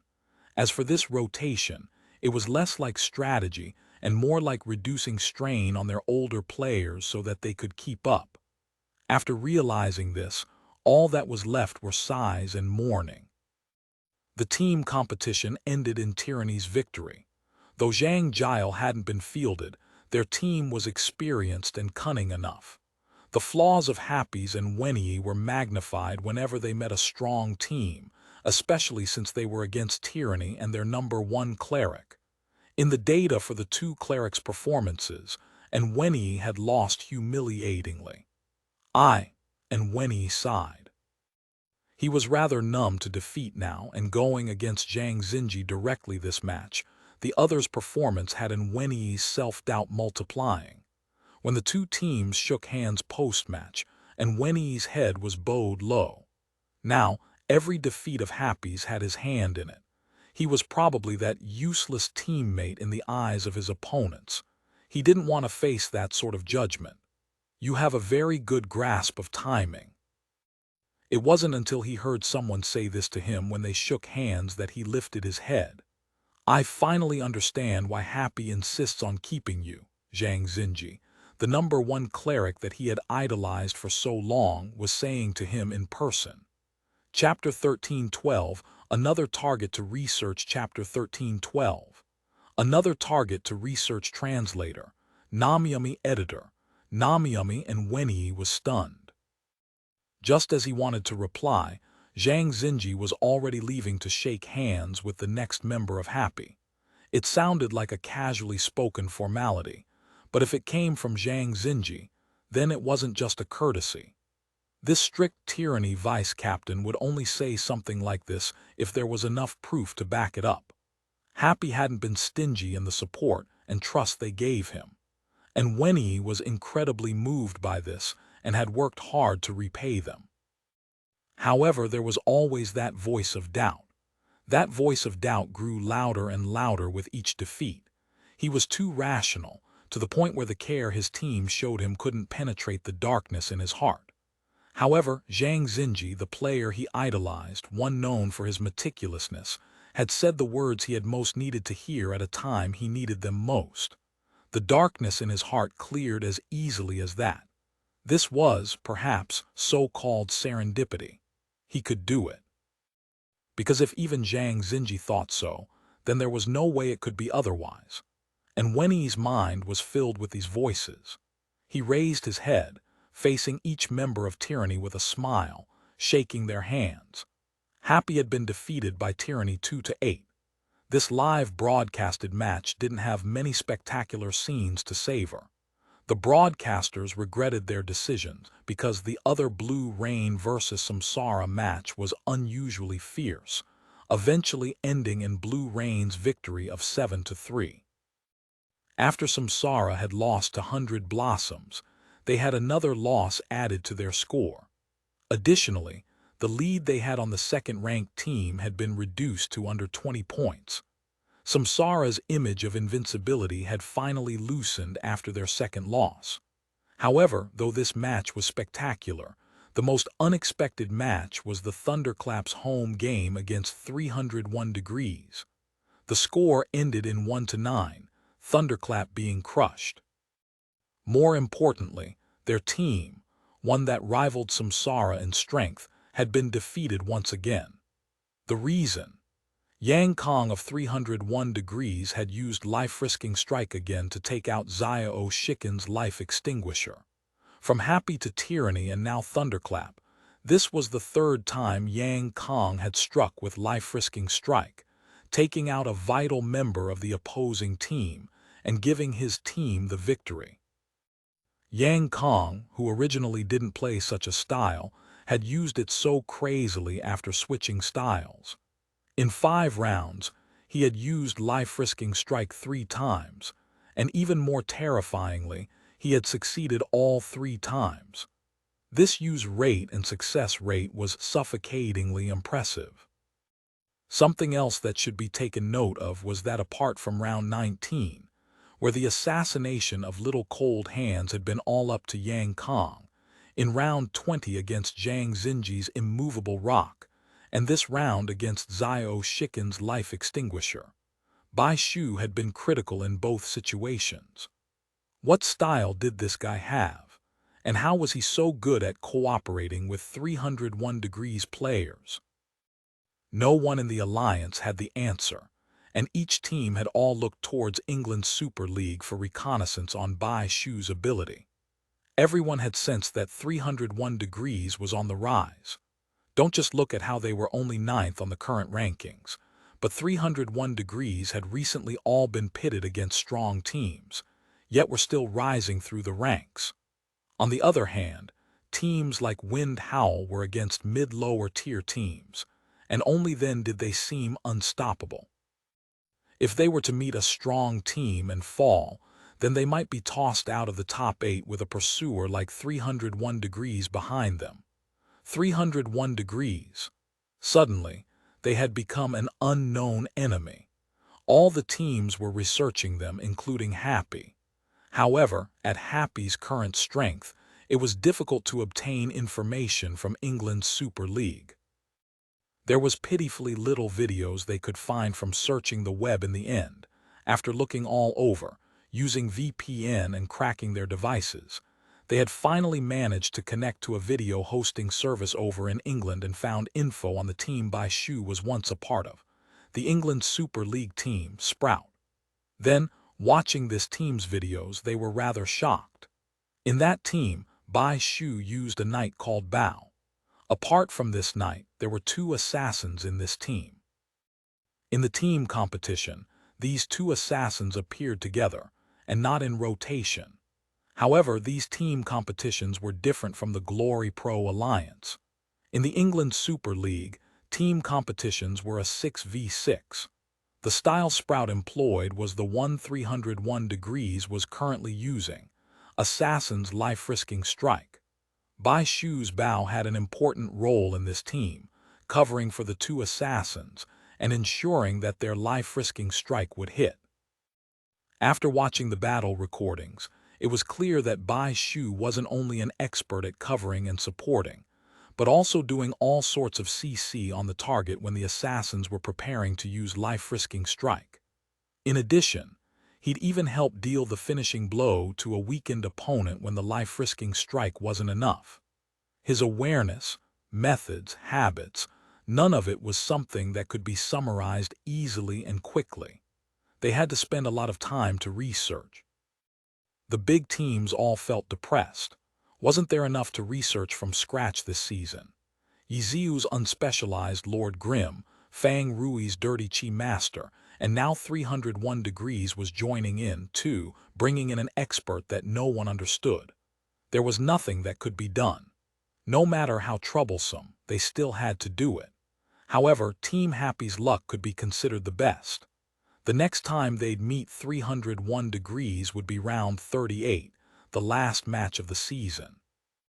They had plenty of time to research Bai Shu and 301 degrees after Bai Shu's recruitment and Yang Kong's switch in playstyle. For Happy, what was more of a headache was the problem of their healer. After losing to Tyranny in the 23rd round, the hate against Wenyi continued. Even Chang Xian, who always supported Happy, was expressing concern. He has talent. We believe in him. These words were no longer enough. The people needed to see proof in their performance. In round 24, Happy's away game was against Team Parade. With Happy's current performance, no one thought that a lower-ranked team like Parade would be enough to test Wenyi's skills. It'll probably be just like when they beat Radiant 10-0, covering their healer's weakness with powerful offensive.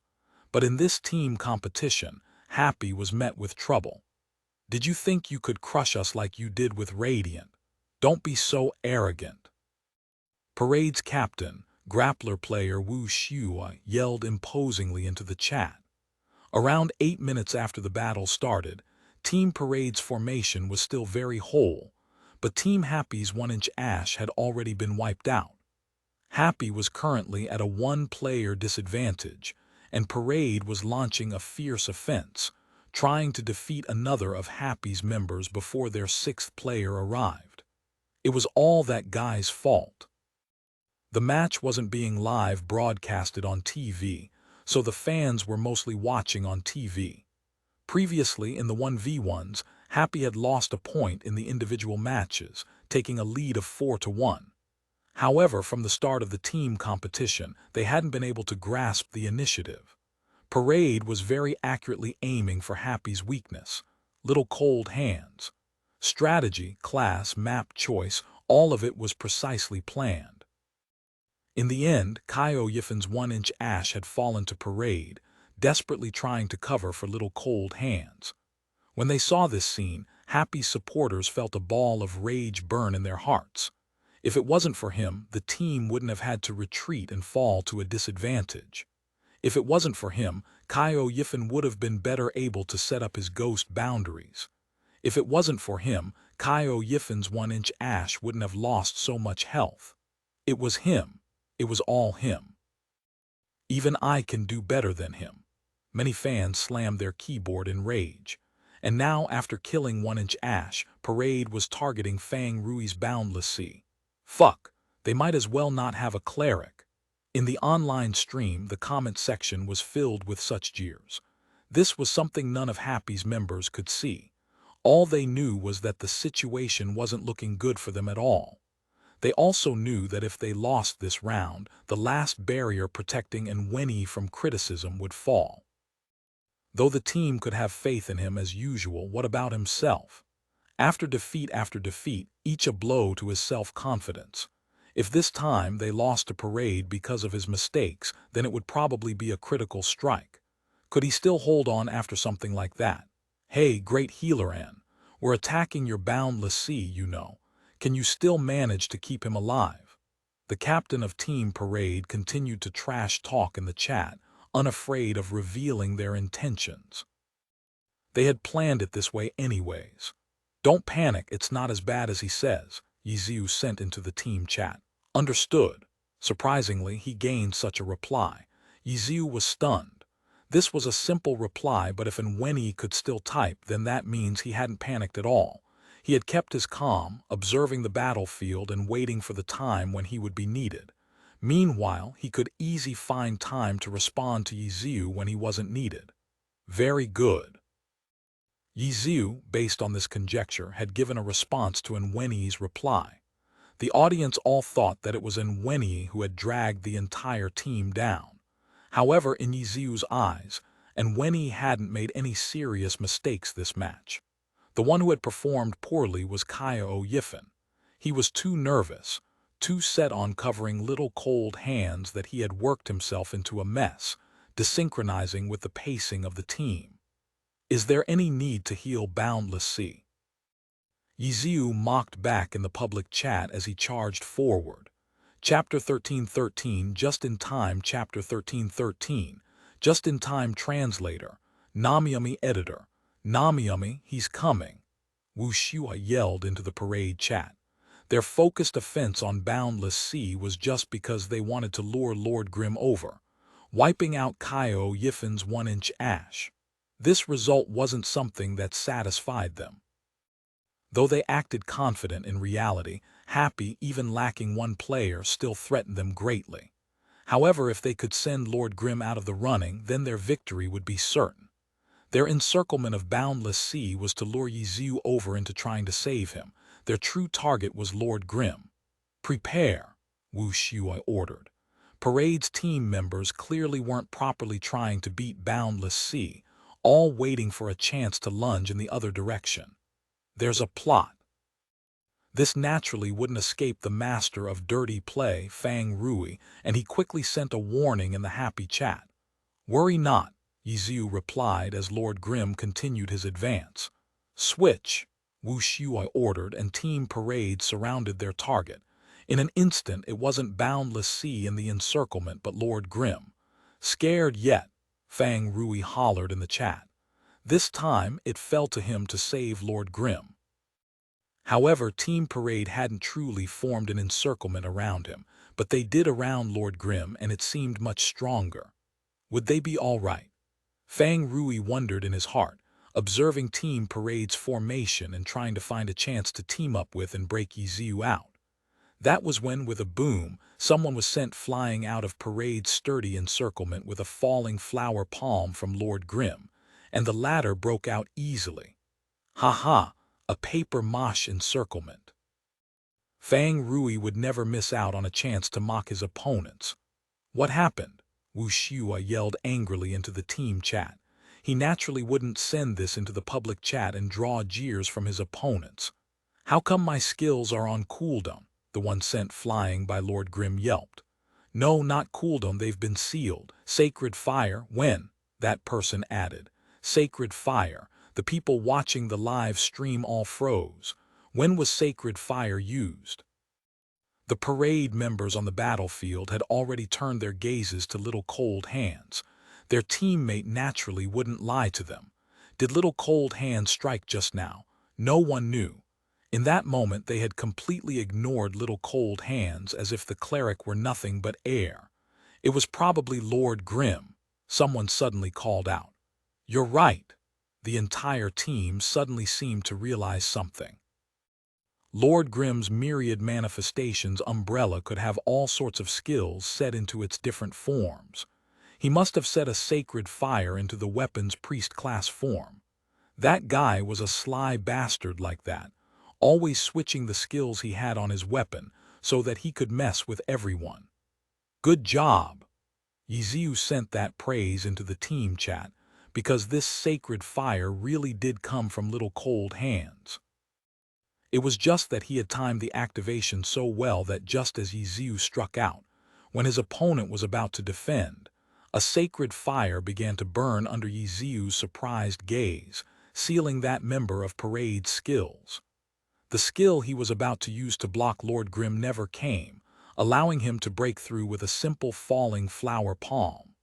Again, Team Parade, believing that they had already found the crux of the problem, turned and pursued Lord Grim. Sky-piercing strike. However, Fang Rui's boundless sea had already arrived to help, pushing his palms out and shooting forth a blast of chi. Parade's members rushed to dodge it, their formation completely destroyed by now. Then, a missile descended, mushroom cloud rising. The Parade characters in each area getting blasted off their feet. Their offensive had been shattered. With their offensive gone, Happy was free to launch their own. They might be one head short for now, but they wouldn't let this opportunity pass them by. Shining cut, slide kick, knee strike. Lord Grim activated 3 skills in rapid succession, arriving in front of a character in the blink of an eye and sending them flying. Pulse break, break strength, break intelligence. Fang Rui's boundless sea shot by, jabbing the character twice. The target's stats immediately plummeted. At the same time, a ring of light descended and Little Cold Hand's holy commandment blanketed them just in time. With all these damage-increasing statuses, if they didn't attack now, then when should they? Yi Xiu, Fang Rui, and Suma Cheng all used their own methods to deal as much damage as they could to this poor character. Their target had no way to stop their remaining health from decreasing, and it dropped like a rock. Having been knocked completely out of it, the members of Parade hurriedly adjusted themselves to counterattack and save their teammate. However, the 3 members of Happy didn't seem to be able to take their eyes off their target, ignoring all the attacks that came their way and continuing their crazed barrage of attacks. Were they planning on wiping him out first? They would choose to do that with a numbers disadvantage. That was a huge challenge for their own healer. However, wasn't Happy's healer the worst in the alliance?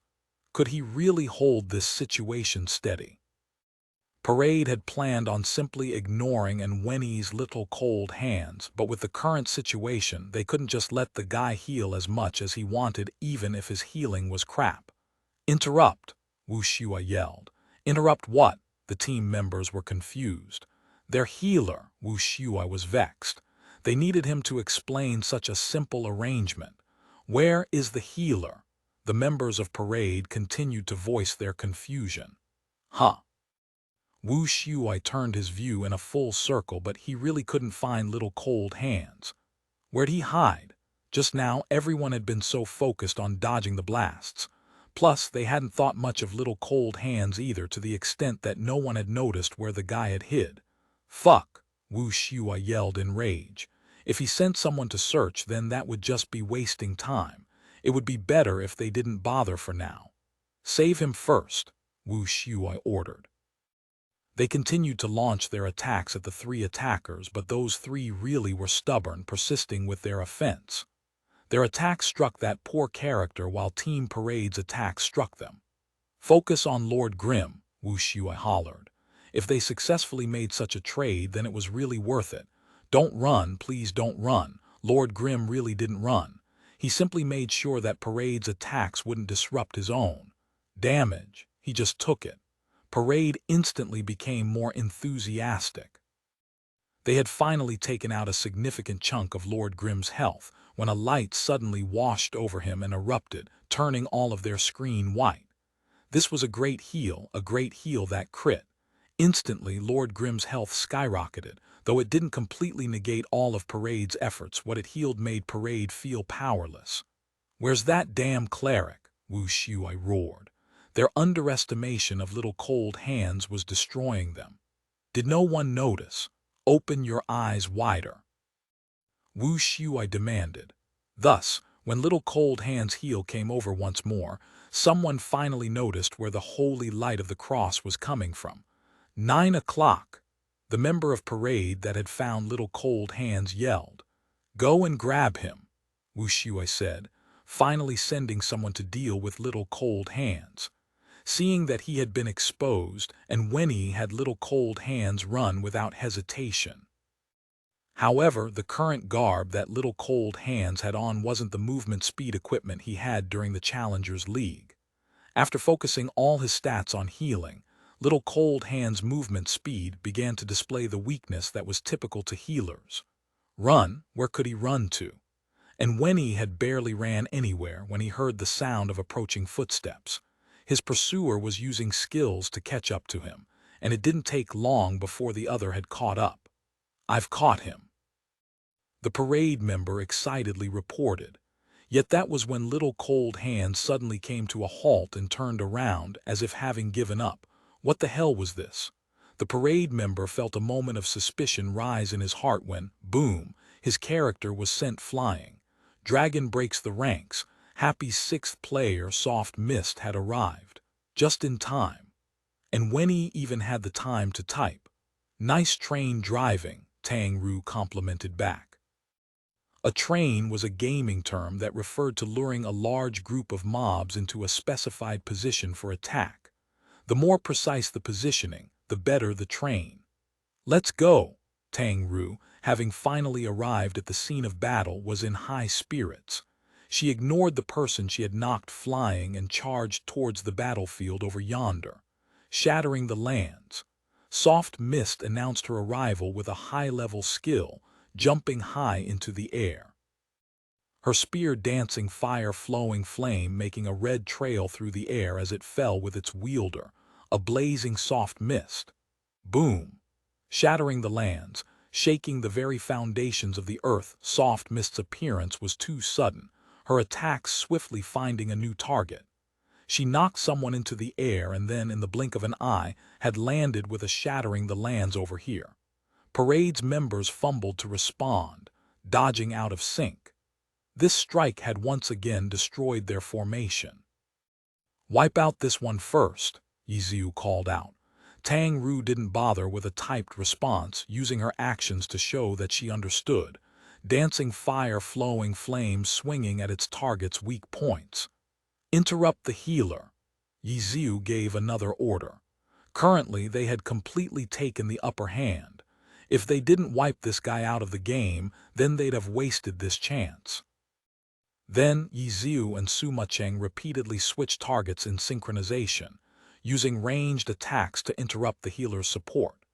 Tang Ru and Fang Rui focused completely on DPS, and Wenyi's Little Cold Hands had run over too, regrouping with the others. Finally, their target fell, and Happy dismantled Parade's lead. The healer, Yiziu made a swift decision. Currently, it was Happy that had the advantage in numbers on the field. The entire team lunged for their opponent's healer at once. "Wipe him out." Happy's members surrounded Parade's healer, tossing attacks over in rapid succession. At the same time, they paid careful attention to Team Parade's attempts at support. Parade struck left and right but couldn't rescue their healer. With the healer under siege, they couldn't recover health, and the characters that came to try and provide support took heavy damage. At first, everyone thought that Happy was trying to wipe out the other's healer, but looking closer, they realized that they had actually kidnapped their healer and were slowly chipping away at the health of the rest of their members. "Attack their healer." Realizing that they couldn't continue like this, Wu Shuai hurriedly gave new orders. Parade's members immediately charged at Little Cold Hands. "Heh, didn't you say our healer was useless? Is this trade worth it?" Yiziu mocked. Chapter 13-14 Team MVP Chapter 13-14 Team MVP Translator, Namyami Editor. Namyami. Yiziu's mockery caused Parade's captain Wu Shuai feel his heart skip a beat. This exchange really was imbalanced. Happy's healer was such trash. But aside from this, what else could they do right now? You couldn't afford to hesitate in a match. Wu Shuai was very decisive when he needed to be, so even though his heart jolted, he didn't waver. He continued to lead his team members to charge towards Little Cold Hands, and Wenyi didn't waste any time. As soon as he saw people rushing toward him, he cast a great cure on his own Little Cold Hands, pulling his health very high. Then, Parade began their attack. But when Wu Shuai looked over at Happy's progress on the other side, he wanted to cry. This wasn't a problem of whether this trade was balanced. This trade might not even be completed in the first place. Happy was progressing much faster in killing off their target. "Bring him away," Wu Shuai hurried to direct. As they attacked, they tried to pull little cold hands away to buy themselves more time to kill him off. Not fast enough. And Wenyi, the one who couldn't control a situation even when putting his all into a battle, actually found the time to type words right now, even when he was being surrounded and attacked from all sides. Indeed, they weren't fast enough. Wu Shuai didn't lack judgment, he just wanted to put his all into striving for this goal. But when Wenyi said this, he understood that Happy had calculated everything. Anything that he did was futile. It ends here. Wu Shuai understood very clearly that this match was going to be decided right here. Wu Shuai sighed and watched as their team's healer finally fell. And little cold hands. Even after being surrounded, the character still had a third of her health left. What if we copied them? Wu Shuai suddenly had another thought, to try and learn from the way Happy had surrounded Parade's healer. But before he could give any orders, a satellite beam was already falling from the sky, a spinning pillar of light that expanded. Parade's members instinctively began to dodge, and their encirclement was broken just like that. There was no way. They had no healer anymore. Wu Shuai discovered what the difference was between their current situation and that of Happy earlier. At that time, Happy had their healer helping out, while Parade's healer had been cut off in the encirclement. That was why they could play to wear them out. But now, even if they locked little cold hands in an encirclement, they didn't have a healer to support them anymore, and stubbornly trying to maintain this encirclement would only use up even more of their health. There was really no way. Wu Shuai once again felt that they were at the end, and this time he finally didn't experience any new breakthroughs. By the time Parade's sixth player arrived, they were at a disadvantage in terms of numbers and they still didn't have a healer. They couldn't turn the situation around. Wu Shuai actually began to feel a sense of longing for that little cold hands, the one deemed by the entirety of Glory to be worst pro-cleric. Right now, even if they only had a cleric like that, would they lose? Absolutely not. They were unwilling, but they could only fall. In the end, Parade couldn't defeat Happy in the team competition and lost in a bitter 1-9. In the post-match press conference, the reporters asked Wu Shuai for his feelings about this match. He said the standard polite words, but as he talked and talked, he gradually began to think seriously. Where was the match point of this team battle? The beginning had gone so smoothly, they'd easily killed off one of the opponents. With that kind of lead, how come they fell over like a toppled mountain by the end? Wu Shuai pulled himself back to the match. In that moment when they had killed off Happy's phantom demon 1-inch Ash, pretended to surround Boundless Sea, Lord and Lord Grim surrounded him. But then Lord Grim, with a thrust of his palm, casually escaped from the encirclement that they had prepared so carefully. And the reason was that the character supposed to intercept him was unexpectedly hit by a heavenly fire and became unable to use any skills. It had happened so quickly during the match, there wasn't any time to analyze it. Parade just thought that it was a skill that Lord Grim had put on the myriad manifestations umbrella, but was that really the case? Wu Shuai recalled that moment in detail. Lord Grim was surrounded, and then he immediately tried to rush outwards. Sacred Fire was a skill that required reciting lines. Where did he have the time to stop and cast? It was little cold hands. It was in Wenyi. Yes, that was correct. That was exactly how it happened. And then Happy counterattacked, scattering their formation, and the match situation was instantly flipped around. The match point was when Lord Grim instantly broke through their encirclement. And that had been the result of that cleric, who'd been looked down upon by them, looked down upon by the entire Glory Circle.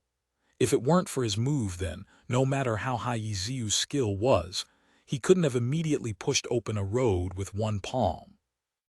Parade's brothers weren't noobs after all. That guy was really lucky. When Wu Shuai thought this problem through, this was his final conclusion. Ultimately, he still didn't believe that Wenyi had such ability. He still felt that that player was just a blind cat that run into a dead mouse. But since he'd already thought to this point, he couldn't help but think more about Little Cold Hand's performance this match. And after doing so, he discovered that that player had appeared again and again at the crucial points of the match. We lost to that cleric. Impossible, Wu Shuai suddenly said aloud. What's impossible? What did you say was impossible just now? The reporters had been listening to another player from Parade answer a question, but when they suddenly heard this word from Wu Shuai's mouth, they immediately turned their attention toward him. Happy's cleric isn't so simple, Wu Shuai said. Heh, the reporters all snickered. What was he saying? He couldn't beat Happy, so he didn't even agree what Happy's weak point was anymore. How petty. With your strength, it was no big surprise that you weren't able to beat Happy. Do you really need to make excuses like this? Wu Shuai's words didn't incite any excitement from the reporters. They continued their interviews until Parade's conference was over and Happy's began. And then the first sentence they heard from Yiziu's lips was praise for Wenyi. Today's victory was all thanks to Wenyi's outstanding performance. Wenyi, outstanding performance. Putting these two phrases together, how come it felt so conflicting? Could they really be written together? The reporters felt a bit dizzy. What? Did no one notice? Yiziu asked, extremely surprised as he watched all the reporters exchange glances. He added, did you watch the match? Of course, the reporters all answered. Did the stats for this match come out yet? Yiziu suddenly asked the alliance worker at the side. They're out, that person answered. Who was the team competition MVP? Yiziu asked. Wenyi. The alliance employee gave the answer from the stats. The gathered reporters were shocked. Yiziu grinned. I'm glad that the alliance was watching the match seriously. The reporters were greatly embarrassed, and Wenyi was the MVP of this match. The reporters forgot the interview and all began discussing with each other, but everyone only had a fuzzy impression of Wenyi's performance in the match. Before they watched the match, they were already in a certain mindset. Matches should be enjoyed, but they didn't have that mindset toward Wenyi, so much so that even though they were glory specialists, they hadn't even realized the MVP of this team competition. Without being able to figure out the why, this press conference couldn't continue. The reporters could only bring out a few scripted questions, like asking Wenyi about his view of his performance today. I did the right things at the right times, Wenyi said. Oh, could you give us some detail? The reporters asked. You should just rewatch the match. Wenyi was a bit speechless. They wanted him to use words to describe his performance. It wasn't that he was disdainful, he was rather embarrassed because those were all his highlights. He couldn't just open his mouth and say, at that most critical moment, good thing I used my sacred fire, or whatnot. He was Wenyi, not Wei Chen. The press conference ended inconclusively like this. By the end, the reporters still had questions in their hearts. They didn't understand how Wenyi became the hero of this match. After the conference finished, they all immediately revisited the match, and now that they were in the mindset of looking for highlights, these specialists quickly realized what they had missed during this match. This was too unprofessional. Wenyi found his footing, the reporters wondered. Wenyi, whom the entire glory circle viewed as dragging down his team, suddenly became the team MVP. Wasn't this change just too dramatic? The reporters of the various media were all already imagining the articles to write about Wenyi. The match between Happy and Parade originally wasn't anything interesting to report on. But now that Wenyi had become the MVP of this match, this topic was really quite incredible. As for those looking for thrilling headlines in this round, Samsara's home game against Tiny Herb and Tyranny's home game against Blue Rain were both top-level confrontations. In the end, both matches ended with the home team's victory, both 7-3. Tiny Herb's win streak in the group arena was finally broken in this round. Of all the consecutive win records in this season, only Yi Xiu's individual win streak had yet to be sniped. In this round, Wind Howl, who'd been swaggering with their recent win streak against weak teams, finally ate a loss. And this time, their opponent absolutely couldn't be called a strong team. Miracle. One of the new teams this season played their home game against Wind Howl and ultimately defeated them 7-3. In the confrontation between previous excellent era players, it was actually the seemingly lower, lagging members of Miracle that obtained victory. Wind Howl was the team that defeated many weak teams to appear strong. But after this loss, their standing on the rankings immediately changed. Right now, they were 7th place with 148 points, followed by 100 Blossoms only 1 point behind them. After that, 9th place was the recently strong 301. After defeating Royal Style 8-2 in their home game this round, there were now only 7 points between them and the playoff zone. But this time, 301 didn't use the fierce life-risking strike again. Chapter 13-15 Terror and Despair. Chapter 13-15 Terror and Despair. Translator, Namiyami. Editor, Namiyami. Team Wind Howl, after failing to complete a transfer during the winter transfer window that would solve their problems, entered the second half of the season. Even though they had sustained repeated losses against strong teams in the first half of the season, Wind Howl was still firmly strong against the mid- and low-tier teams. This allowed people to maintain a thread of faith in them. But now Team Miracle. Even if this team did better than expected, that only meant that they had a certain amount of strength. With a score of 102 points halfway through the season in 12th place, they couldn't really be called strong. This was the typical score of a mid-tier team. But now, Wind Howl had lost to this mid-tier team. This was tantamount to tearing away their last piece of clothing. Could Wind Howl get results? That question mark was becoming bigger and bigger.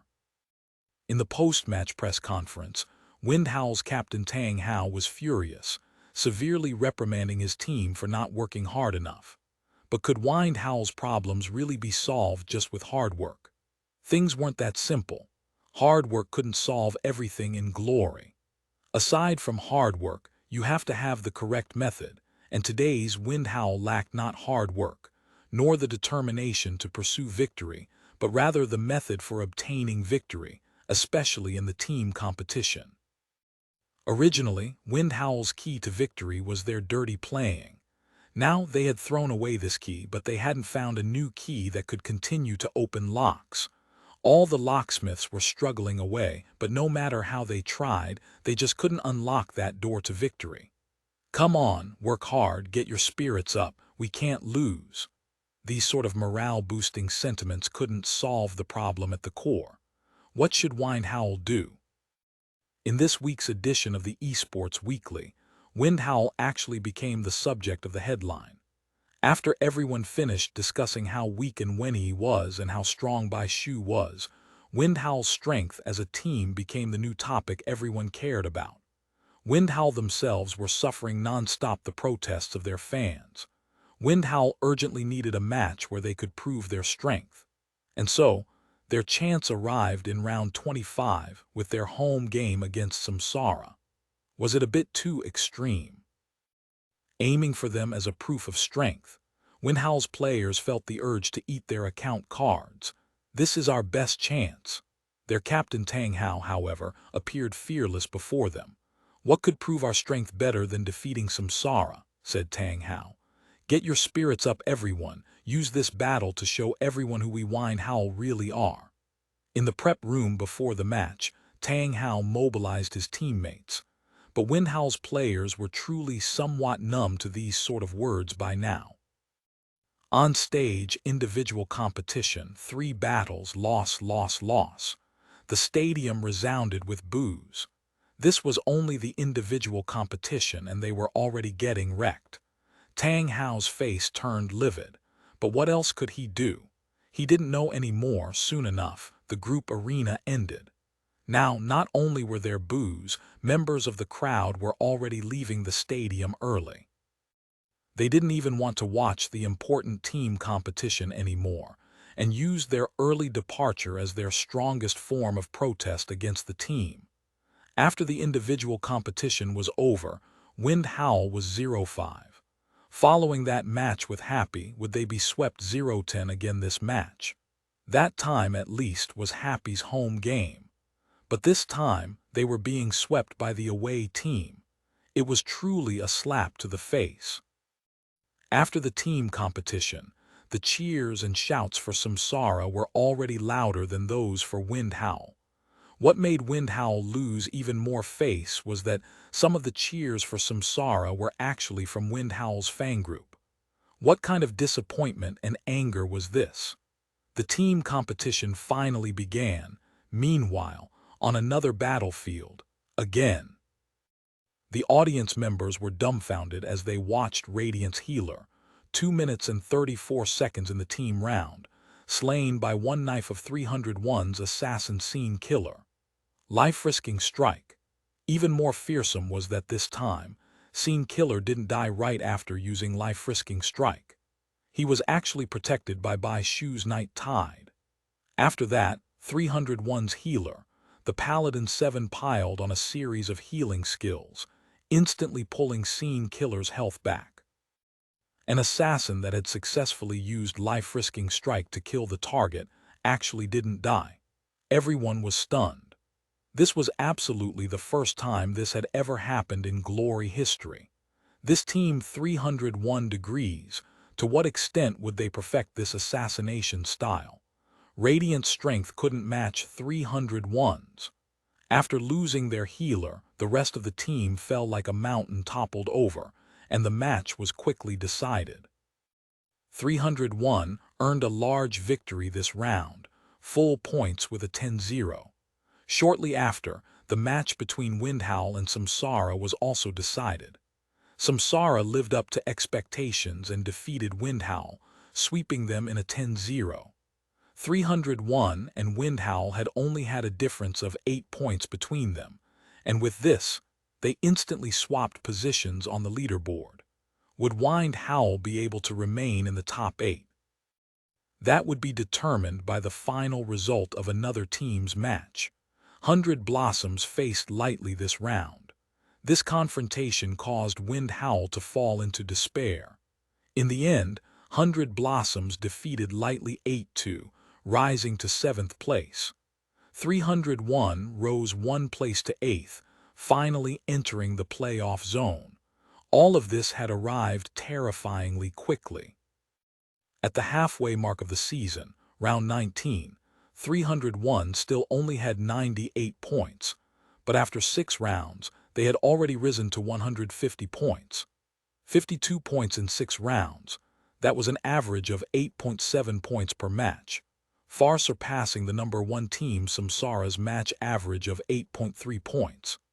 In round 19, 301 defeated Happy in the team round because Yang Kong used life-risking strike to take out Happy's little cold hands. But they had really gotten strong starting from round 20. The arrival of the player Bai Shu truly gave 301 something that alliance had never seen before, a strategic playstyle revolving around the assassin's life-risking strike. Bai Shu had integrated into the team very quickly, making it obvious that he was a player with an extremely high glory ick, and the new system that he brought hadn't even reached its full potential yet. 301 was still testing things out, still getting used to everything. But even so, they had already earned a terrifying point-scoring rate. Once this strategy was perfected, what kind of fearsome and deadly power would it have? Now people were realizing that Bai Shu's arrival didn't just bring an unknown expert, but an unknown strategy, ultimately raising an unknown team. What a headache, everyone complained. But at this moment, some people didn't even have the time to complain about this. What a headache. How long are we planning to play for? Yiziu said. You guys already lost long ago. If not for your disgustingly dirty hide-and-seek, this match would already be over. Is there a point? Is there a point? Just come out and 1v1 me. A good and honest match to decide victory. Do you dare? Do you dare? Huang Xiaoshan raged. Just as all the various matches were ending, Blue Rain's home game against Happy had already lasted over 40 minutes. Right now, Blue Rain had lost one player and the 5 others were all on the field. Happy, meanwhile, only had 2 players left. But even in this situation, Happy's 2 players still didn't GG, nor did they come out to end this faster. They were actually very patiently dealing with Blue Rain. What bastards! Seeing this scene, a number of elite guild members felt their hearts sour. Once upon a time in the heavenly domain, they sent out large armies, only for them to be cruelly teased by these 2 guys. Seeing how even Blue Rain was now dragged around by them for so long, everyone suddenly felt a bit gratified. Lord Grim, Deception. These were the 2 players still alive from Happy. Without a doubt, Happy didn't have any chance of victory against Blue Rain, who still had an intact roster. But these 2 people still refused to give up, ducking and hiding all over, dragging out what should have been a 31-minute match over the current 42-minute mark. Before the last moment, the match isn't considered over, Yiziu lectured Huang Xiaoshan very seriously. 1v1. Is that a battle method that belongs in the team competition? What kind of method is your hide-and-seek then? Huang Xiaoshan used a powerful self-control to turn his swearing into ellipses. This is training, do you understand? The playoffs give points by number of players remaining. We Happy are already adjusting to the rhythm of the playoffs. Are you convinced now? Convinced you. The powerful self-control was once again exercised. You too, you're still trying to earn some player points. Not necessarily. If you're skilled, then come and 1v2 us, Yiziu called. All right, I'll fight you 2 by myself, Huang Xiaoshan said. Everyone else back off by 100 body lengths, said Yiziu. They've backed off. That fast? Yiziu was doubtful. Backing off right now. All right, let me take a look. Blue Rain's players were instantly on full alert. Between the 5 of them, they had a 360-degree view of their surroundings. Even the slightest silhouette wouldn't escape their notice. You didn't back off, liars, Yiziu said angrily. You didn't even look, you're the liar. Huang Xiaoshan was also furious. They hadn't seen anyone poking their head up to look. This guy wasn't even over here. I guessed, Yiziu said. You sneak, Huang Xiaoshan shouted. Stop wasting time, come find us already. This match is already so long, aren't you all annoyed? Yiziu called. Everyone felt tears streaming down their faces. You're the ones at fault here, not too far off. They should be in this area. In Blue Rain's team chat, Yu and Zhou had already made this judgment. Split up. Xiaoshan and I will take the channel on the left. Song Zio, you and Zheng Xuan take the right around that large boulder. Yu and Zhou continued to lay out plans. What about me? The paladin player Su Jinxi was confused. His name hadn't been listed in the split. Left and right are both ambushes. You just walk directly forward, serve as the bait, said Yu and Zhou. Too cruel, Su Jinxi felt like crying. Chapter 13:16 Pointless Move. Chapter 13:16 Pointless Move. Translator. Namyami Editor. Namyami, a hide-and-seek match that had lasted for over 10 minutes now. If this were Happy's home game, Happy's fans might still find this interesting. But this was Blue Rain's home game.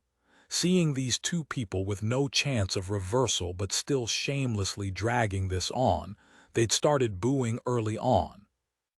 But just then, when Yiziu expressed that this was training for the playoffs, the boos were actually interrupted for a second. In that instant, everyone actually agreed with this sentiment, but soon enough, as Huang Xiaoshan sent a series of messages, everyone woke up. This was just a fabricated excuse, right? The boos suddenly grew even louder. Then why did they still want to drag this out? To be honest, not even Happy's players were sure. Even if it was for a reason like accumulating match experience, this right now was nowhere near the rhythm of an ordinary match. What kind of experience could they get? Only Yiziu knew the real reason. If it were just himself, he probably would have directly said GG by now. But he still had Mo Fan beside him. With only 2 people left, Yiziu was already prepared to give up, but Mo Fan's deception still went on the rhythm of escape. This guy, Yiziu was surprised, but he quickly followed. Mo Fan had played a number of professional matches now. He should understand the situation they were currently facing. He should be able to judge that they didn't have much of a chance with a 2v5. But he didn't give up. He only temporarily avoided facing the opponent head-on, as though waiting for an opportunity to counterattack. Yiziu couldn't bring himself to quell his enthusiasm and could only follow along, running and hiding for over 10 whole minutes. In over 10 minutes, the two just ran away. They hadn't found the chance to take out a single target, but Mo Fan was very patient and very persistent. Yiziu, too, was never someone who gave up easily. He wasn't as bull-headed as Mo Fan, but since he was being stubborn with this guy right now, he might as well play to his fullest and put effort into his running around. Until now. This is probably it. After studying his surroundings, Yiziu said this to Mo Fan in the chat. Mo Fan's deception also looked around and didn't object. He was an expert at running away. Although they faced fewer pursuers now than they would in the crowded in-game world, the pressure here was much higher. Professionals were no trivial matter after all. Fortunately, Mo Fan had improved greatly. Otherwise, he certainly wouldn't have been able to evade the enemy team's pursuit for these 10 minutes. Right now, they had finally reached a situation where there was no more path to take. There was no road of retreat. They could only go forward. Now, if they wanted to run, they could only forcibly break through the encirclement. Yiziu carefully studied the surroundings, but he saw Deception's hand moved, lifting the ninjato in front of him. Following Deception's gaze, he also saw Blue Rain's Paladin Soul Speaker slowly wandering toward them. Deception was just about to jump forward, but a string of words from Yiziu jumped out in the chat. "It's bait." Mo Fan paused and then responded with his own string of words. "Then what do we do?" "Just wait, ignore them," Yiziu answered. And so Soul Speaker walked closer and closer, until he didn't dare walk any closer, but he still saw no sign of the 2 targets. Su Jinxie couldn't do anything and could only ask in the team chat. After a while, a message from Yu Wenzhou appeared in the match chat. "This is meaningless. We've already stepped on the stairs for you, just come down already." "So that's what this is about. I was just wondering why you were looking down on us so much," Yiziu answered. "Right, then just come out." Yu Wenzhou said. "Can't. If I fell for such a crude trick, how embarrassing would that be?" said Yiziu. "Then what do you want to do?" Yu Wenzhou asked. "I can already tell the positions where you guys are lying in wait. I'll try forcibly breaking through from here," Yiziu said. "Left or right?" Yu Wenzhou asked. "Either." As soon as this message appeared in the chat, Lord Grimm's silhouette immediately appeared in Swixiar's field of view. "Oh hey, what a coincidence," Yiziu greeted in the chat. "Perfect timing." Huang Xiaoshan shouted, and Troubling Rain immediately swung his sword to meet him. "Now you're the one in charge of the chat," Yiziu laughed. Lord Grimm rushed forward without any sign of weakness. The 2 characters were fighting in earnest. Huang Xiaoshan wasn't an opponent that Yiziu could get rid of so quickly. Yu Wenzhou had already controlled Swixiar to support him, and the rest of Blue Rain had already run up to surround him. Yu Wenzhou immediately realized something was wrong. "Where's Deception?" He stopped his controls and shouted in the chat. A silhouette charged forward. Blue Rain's arrangement had originally locked down this area, but because of how Lord Grimm had suddenly jumped forward with a powerful attack, he'd drawn everyone's attention and Blue Rain had suddenly left openings. Mo Fan was extremely precise at choosing positions, and Deception rushed toward these openings. Before Blue Rain's players could react, Deception had already escaped from the area they controlled. Let's see where you can run." Huang Shaoshan shouted as troubling rain slashed ferociously. "Who said I wanted to run?" Yiziu laughed. "Then this is," Yu Wenzhou didn't understand. "Decoy threaten the east and strike to the west," Yiziu said. "What's the point in his running away?" Yu Wenzhou asked. "Run for another 10 minutes," Yiziu offered. Blue Rain was truly completely speechless. "This is an official match. Are you guys seriously just playing hide-and-seek here? Go die." Troubling Rain's attacks became even more frantic. Zheng Xuan and Song Zio's characters had also arrived, beginning to surround and attack Lord Grimm, while Swixar restarted his curse casting. Lord Grimm's health plummeted, but at this moment behind Swixar, a silhouette appeared. Deception had circled around and suddenly came into sight over here, and the shurikens in his hand flew outward toward Swixar. Yu Wenzhou heard the warning from his teammates and quickly dodged. But after Deception used the shurikens, he instantly arrived before him, jumped up, and slashed downward toward Swixar. Ding! The sound of metal colliding with metal resounded. Troubling Rain used a triple slash, instantly flashing in front of Swixar and blocking this attack from Deception. The next two slashes smoothly continued to push Deception back. But because Troubling Rain had come over here, the encirclement around Lord Grimm suddenly had an opening. With a toss of a grenade and a shining cut, Lord Grimm split through to arrive in front of Swixar, but the attack failed to land. He twisted into a charge and once again crashed toward Troubling Rain. Huang Shaoshan knew that if he were passed through again, this guy would definitely escape. Formless Phantom Blade. Huang Shaoshan directly used an ultimate attack. In front of Troubling Rain, the swordlight formed a net, flying toward Lord Grimm. But in the chat, a message from his teammate suddenly popped out. "Behind you." Behind Troubling Rain was Deception, who had just been forced away by his triple slash. He returned so quickly. Huang Shaoshan was shocked. This was to say, he hadn't actually driven this guy back earlier. This guy had voluntarily chosen to back off. Only then could he so calmly execute this sudden swing around. Body bind technique. Mo Fan's sudden explosion of hand speed and control was incredibly powerful. Huang Shaoshan truly hadn't expected that he would return so quickly, and any warning from his teammates was too late. No matter how powerful Formless Phantom Blade was from the front, the back was filled with openings. Deception stuck right to him and directly interrupted his powerful attack. However, he didn't use his skill until the end. He actually once again took the initiative to retreat. But Huang Shaoshan didn't feel fortunate at all. Deception had retreated, but Lord Grimm's charge had now arrived right before him. Boom! Troubling Rain was blown to the side. Deception had already thrown out a smoke bomb, filling the area with purple fog. Lord Grimm continued to move and instantly vanished within. The skill that Yu Wenzhou had prepared could now only rely on luck as he threw it in there, and nothing came of it in the end. By the time Blue Rain passed through the purple fog, those two from Happy had already run far off. Is there a point to this, is there? His slashes couldn't reach them anymore, so Huang Shaoshan could only vent his anger through the chat.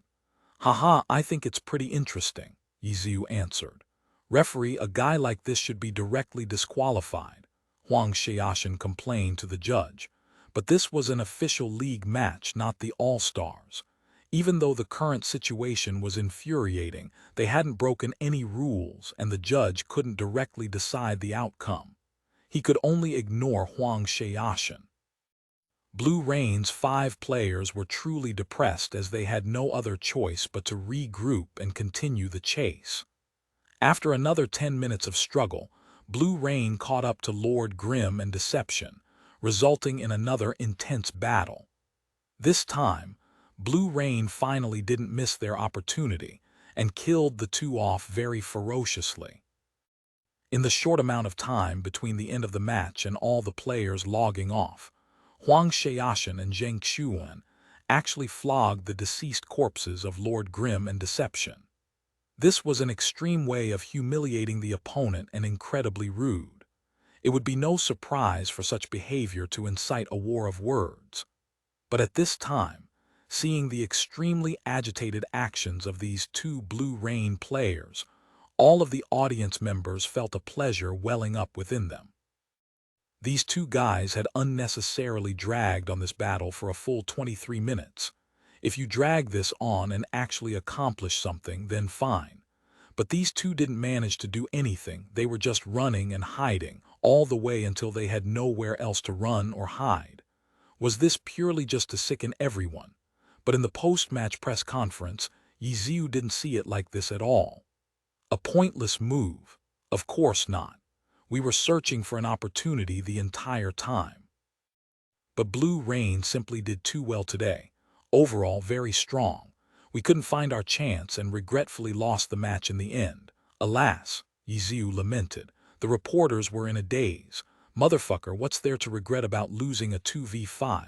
How come from your tone it sounded like you were doing a 2v5 and then messed up, allowing the 5 to defeat you?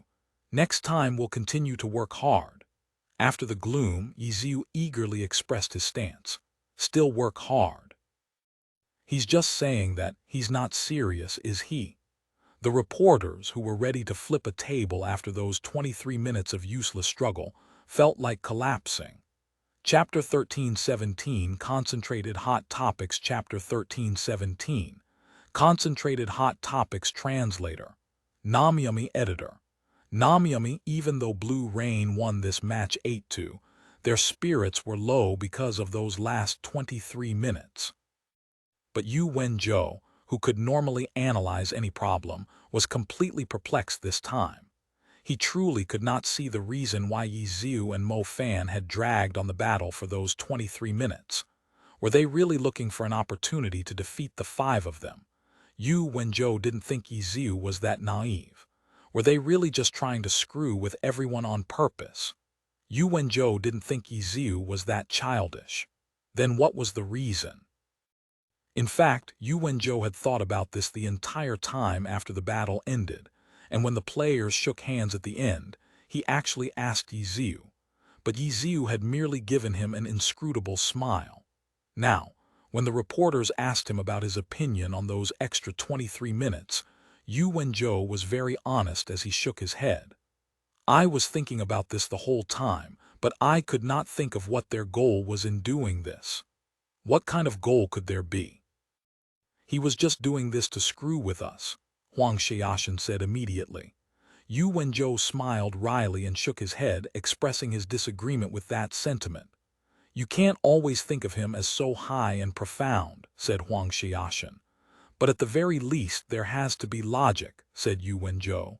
Screwing with people, isn't that a very logical thing for him? Huang Xiaoshan said. Normally, perhaps, but not during a match, said Yu Wenzhou.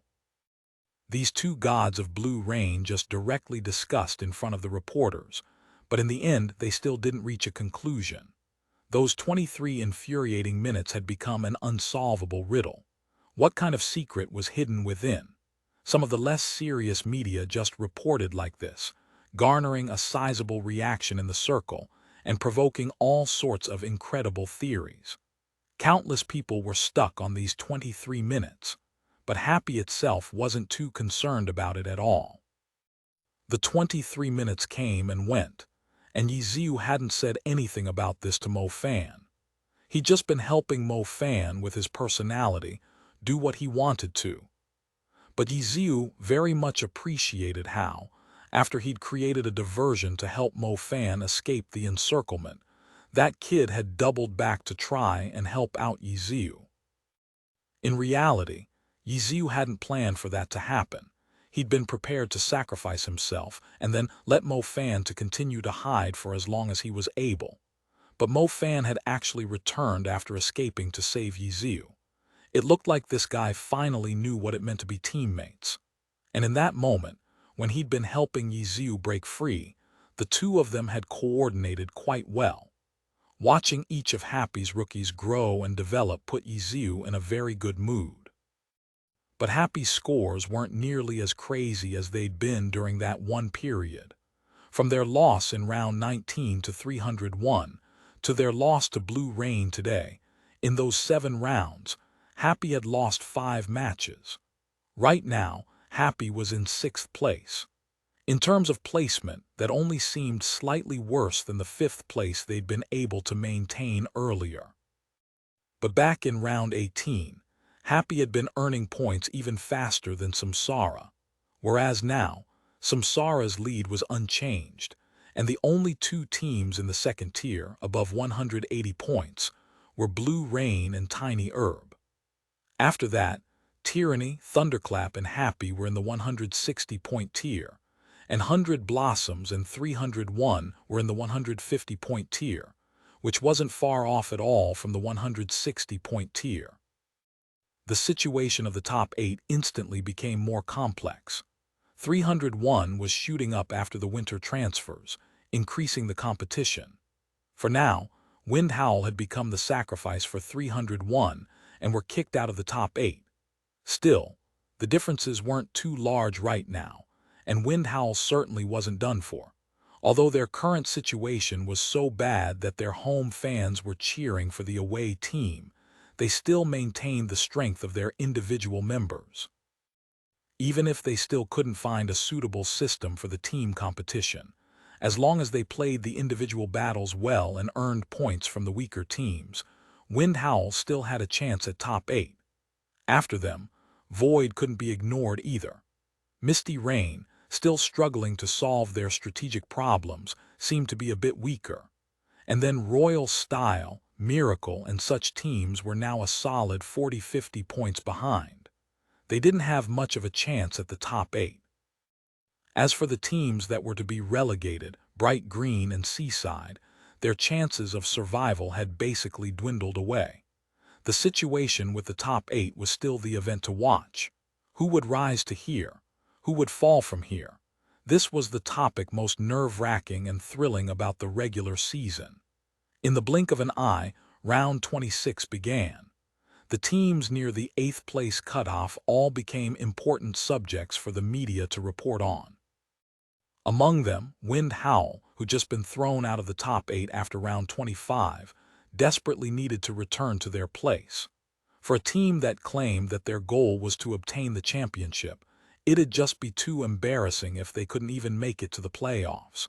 But Wind Howl's luck with their match schedule was reaching an end. After easily abusing a series of weak teams, it was finally time for them to face their demonic match schedule. Round 26, away game against Tyranny. Round 27, home game against Blue Rain. Round 28, home game against 301. 2 powerhouses and a competitor for the top 8. Those who didn't have much faith left in Wind Howl were already predicting what place they'd fall to after these 3 rounds. Even Wind Howl themselves expressed their nervousness during team meetings. But to the outside world, they still had to maintain appearances, repeatedly expressing how their condition was improving. And so, they faced Team Tyranny. As the 2 teams shook hands before the match began, Lin Jingyan stared at this unfamiliar Wind Howl and felt overcome with emotion. When he'd left, he had already been past his prime.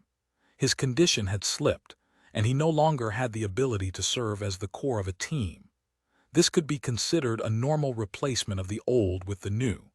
But after this, Wind Howl also let go of Fang Rui and a whole host of old officials, instead digging up new face after new face from outside.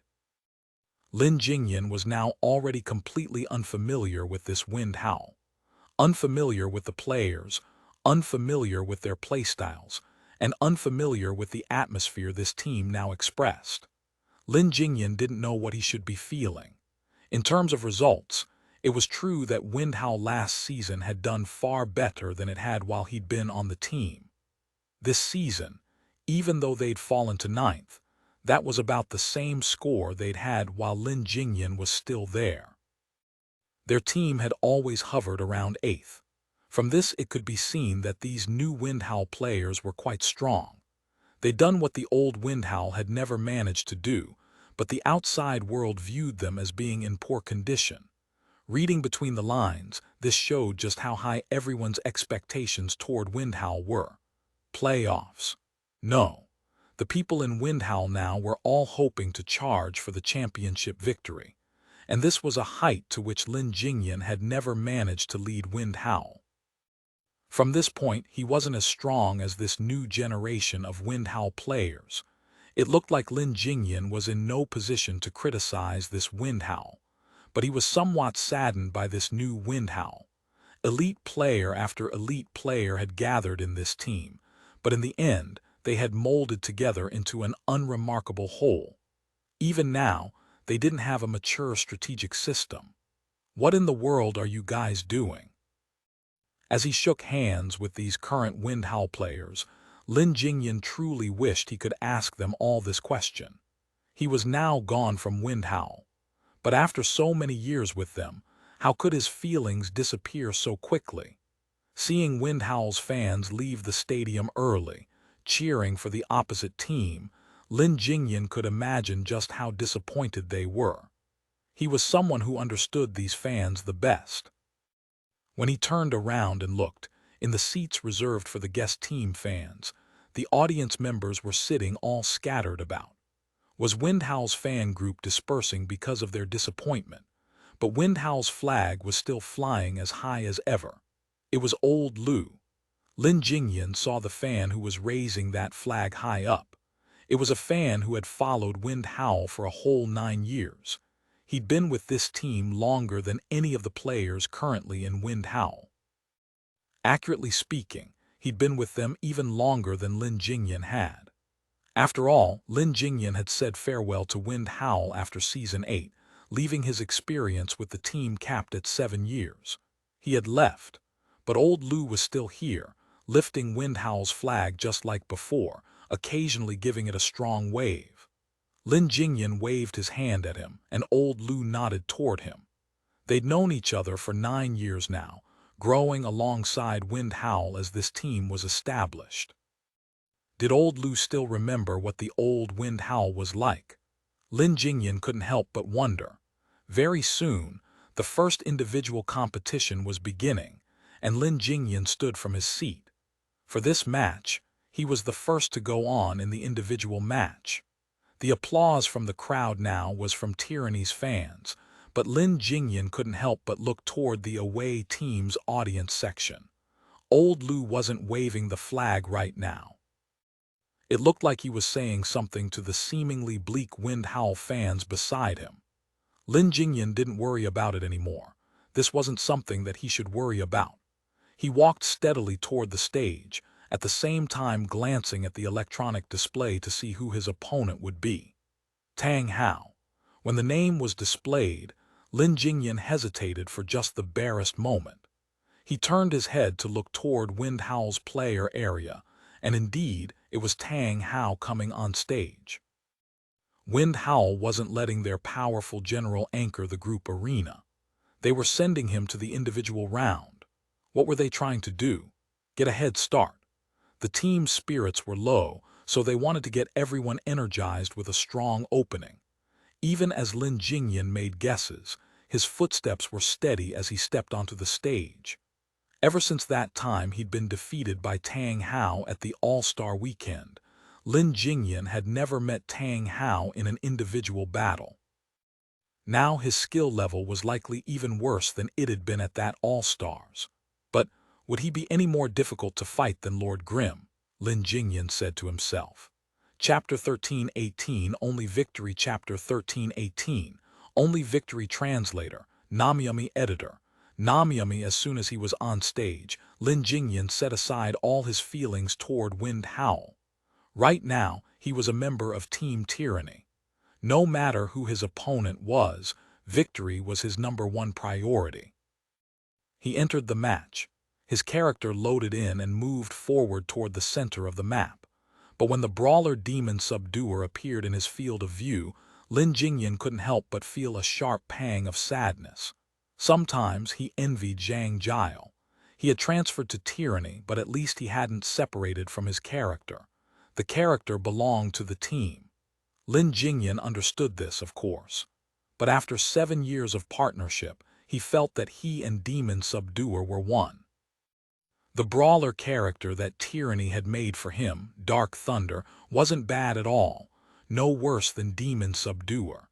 In fact, in order to fit his style, this Dark Thunder might be more similar to the old Demon Subduer than Demon Subduer itself currently was. But still, it wasn't the same. It wasn't just the name. All of the feelings that had accumulated after so many years of partnership with his character, they couldn't just be transferred to a new character so easily, even if the stats were almost the same. This was perhaps something that rookies could never understand. Probably they would all happily change to a stronger and more suitable character if given the chance. In the end, this day had finally arrived.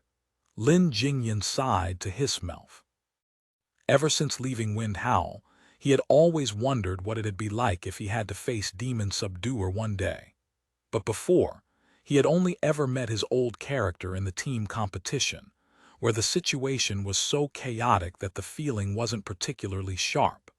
But now, the individual round, it was as though he and Demon Subduer were the last ones on Earth, and Lin Jingyan's feelings were tumultuous. Demon Subduer was circling around his spawn point. It seemed that Tang Hao had guessed that Lin Jingyan would choose to move strategically, and so he was currently studying his surroundings very carefully.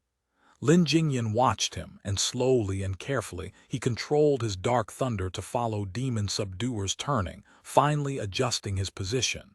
Right there. With Lin Jingyan's thought, Dark Thunder swept his hand and threw a paralysis needle. What a simple ambush, everyone thought. But it hit. Even though a paralysis needle was silent, Tang Hao had been turning Demon Subduer's field of view the whole time. How could a top god like him make the naive mistake of leaving a blind spot? But he hadn't discovered this paralysis needle, and this simple ambush actually succeeded in hitting Demon Subduer's body. Dark Thunder jumped out from his hiding spot. This was a map with very good weather. The sunlight shone in mottled patterns on the ground, and as Dark Thunder rushed toward Demon Subduer, the chaotic shadows swayed. Demon Subduer couldn't move after being hit by the paralysis needle, and Dark Thunder tossed a handful of sand right onto his face. After paralysis, blind consecutive status effects. No matter how skilled Tang Hao was, in a situation like this, he couldn't withstand the attacks of an old and experienced expert like Lin Jingyan. Lin Jingyan had calculated the duration of blind very precisely. Right when it was about to wear off, a brick hit Demon Subduer's head from behind. After blind dizzy, and so a new offensive began. When he fought until he had no way of continuing, Lin Jingyan wasn't greedy. He knocked Demon Subduer over and then quickly hit himself again. Tang Hao almost felt like he was going crazy. This series of attacks had really come out of nowhere. How had that paralysis needle managed to hit him? With that barrage, he had lost a fourth of his health, while his head was still filled with fog. Poor Tang Hao lacked the multi-angle view or the replay ability of the broadcasters. At first, the audience had also been confused as to how Tang Hao hadn't seen the needle, but Tang Hao's point of view was replayed several times, and people realized that in that moment, there truly had been no paralysis needle in his view. Where had the paralysis needle gone? After analysis from all different angles, the crowd finally realized what was strange. It was the light. It was the shadow. It was Lin Jingyan's choice of position. When he had controlled Dark Thunder to throw the needle, it had passed through an area where the light and shadows interlaced. And so, in that instant, the needle truly seemed to vanish. This was something that could be done in glory. The crowd was dumbfounded. Using descriptors like extensive and profound to describe an online game was somewhat excessive. Even the creators of this game couldn't have thought of so many details. It was this group of pro players, those standing at the top of glory, who were constantly digging up the subtle quirks of this game, and then finding uses for them in a match that could shock even the game's creators. Did Tang Hao know about this sort of thing? Seeing how off-balance Demon Subduer seemed as he flipped up from the ground, everyone felt a bit sympathetic for him. To be beaten down like this in the very first moments of a match, he must be very alarmed. Demon Subduer moved around frantically.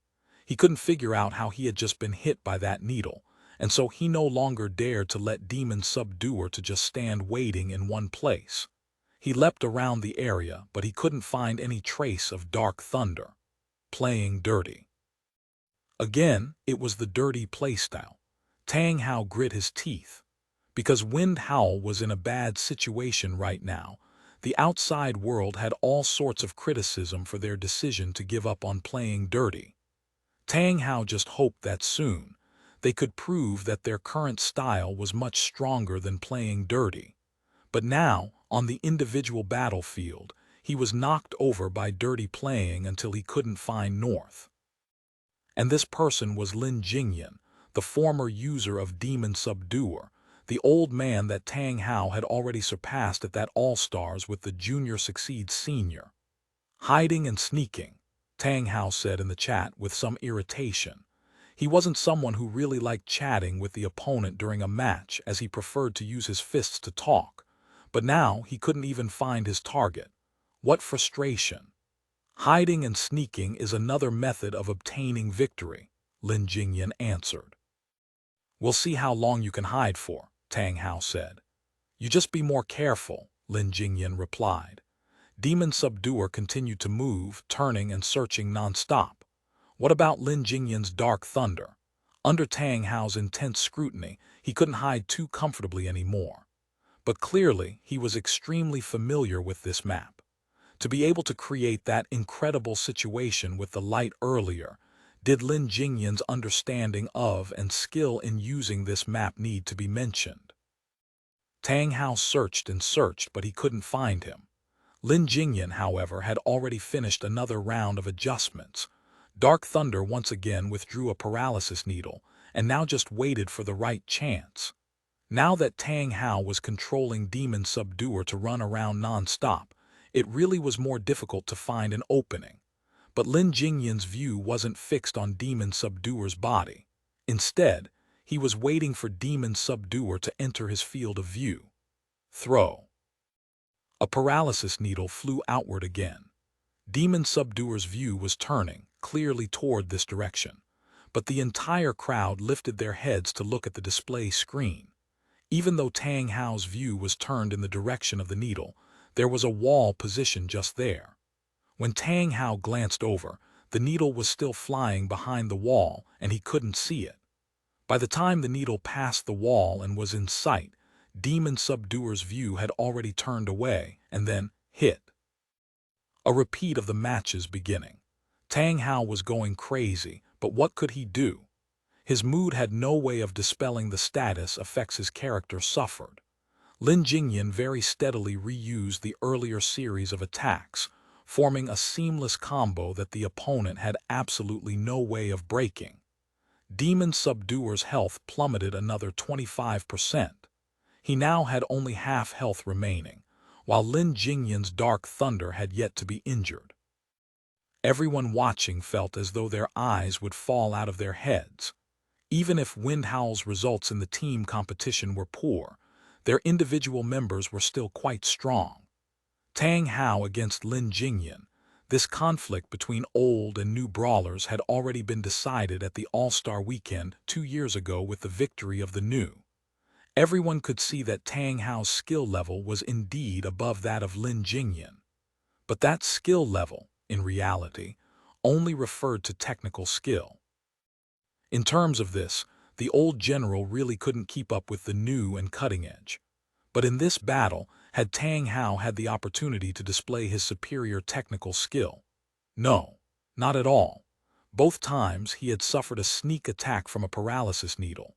With one attack, his character was completely out of his control. What kind of technique could he display?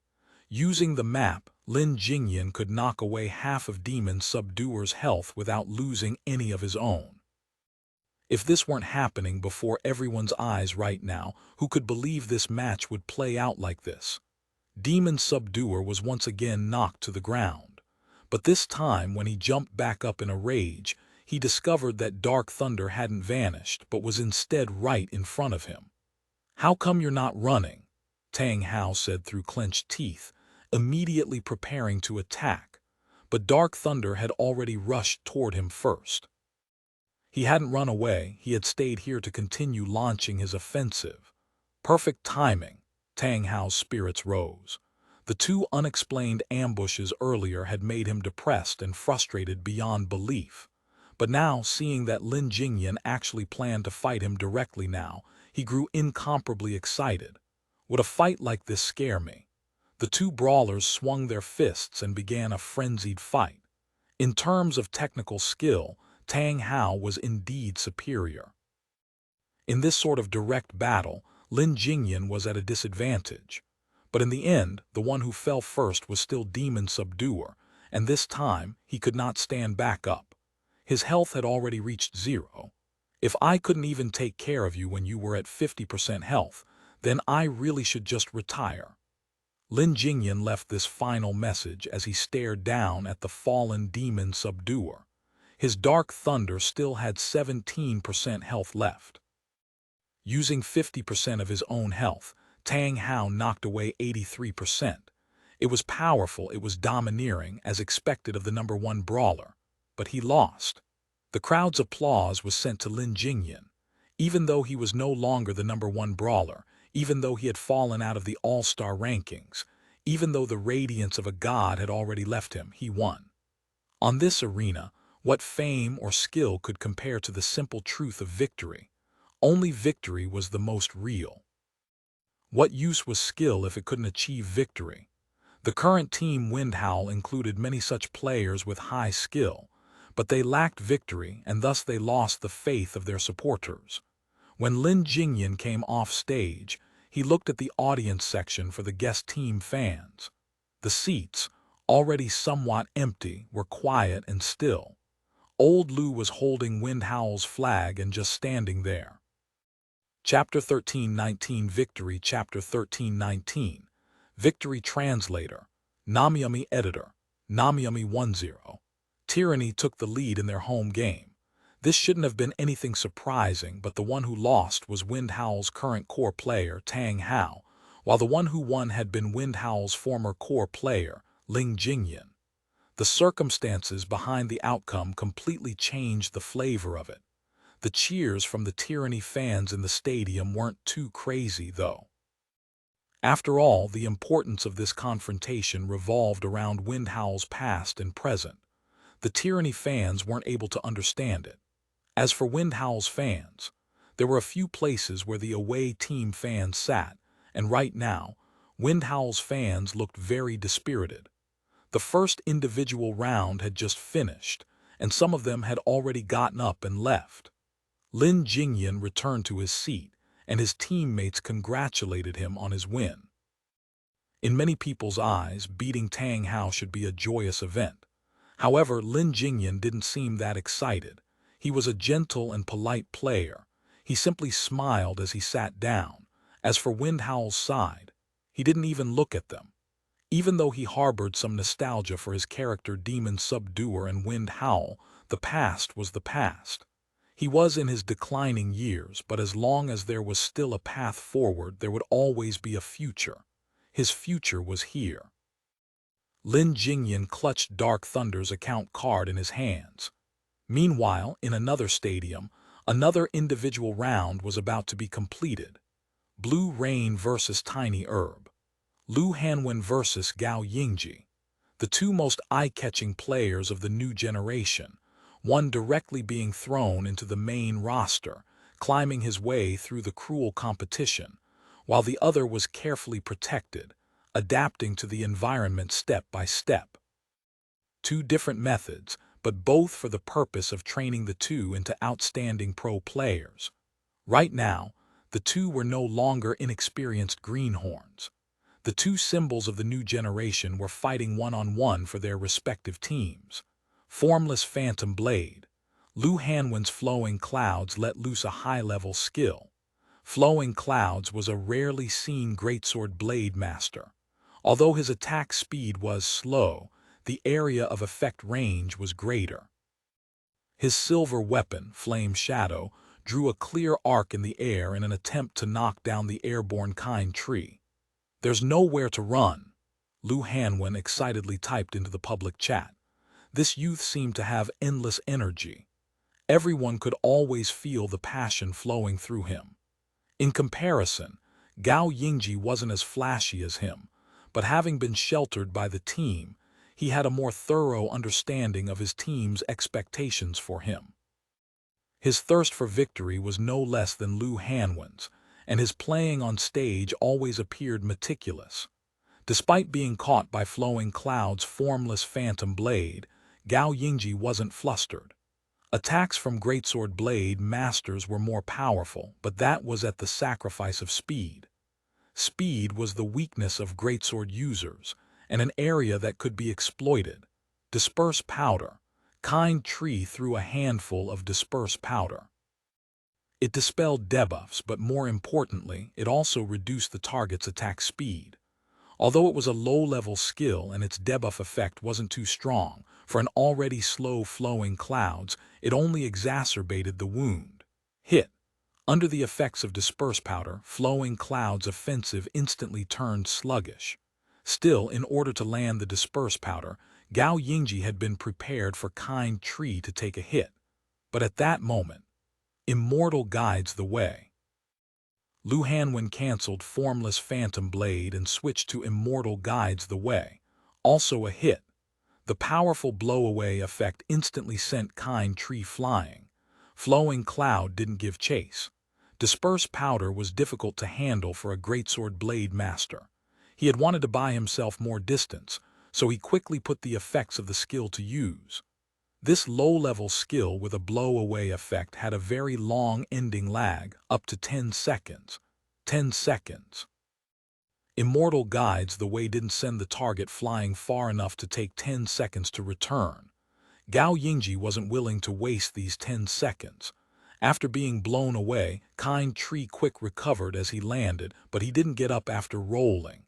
He swept up his broom and started flying through the air. 10 seconds. It wouldn't even take 2 seconds for him to get back. Frost Powder. Another magic powder sprinkled down. This skill wasn't a direct attack though. Instead it imbued his weapon with an ice element. Morning Dew. This was the name of the silver broom in Kind Tree's hands. After applying frost powder, the broom glowed with a blue light. Fine ice crystals rained down everywhere it passed. Attack. Witches had strong close combat abilities. Even though they mainly relied on normal attacks, through the application of magic powders and their ability to jump 6 times in the air with the mastery of their brooms, the normal attacks from witches weren't normal in the slightest. "You're not going to win like this." A message from Lu Hanwen popped up in the chat. Earthquake Sword. Flowing Cloud's greatsword flung out a spellblade skill. Closely following it was a flash of sword light, another sword draw.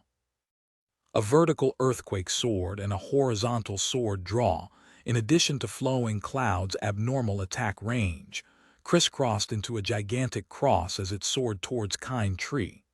The attack came out of nowhere, and the intertwining skills complemented each other perfectly. But attack speed, Yu Wenzhou sighed from offstage.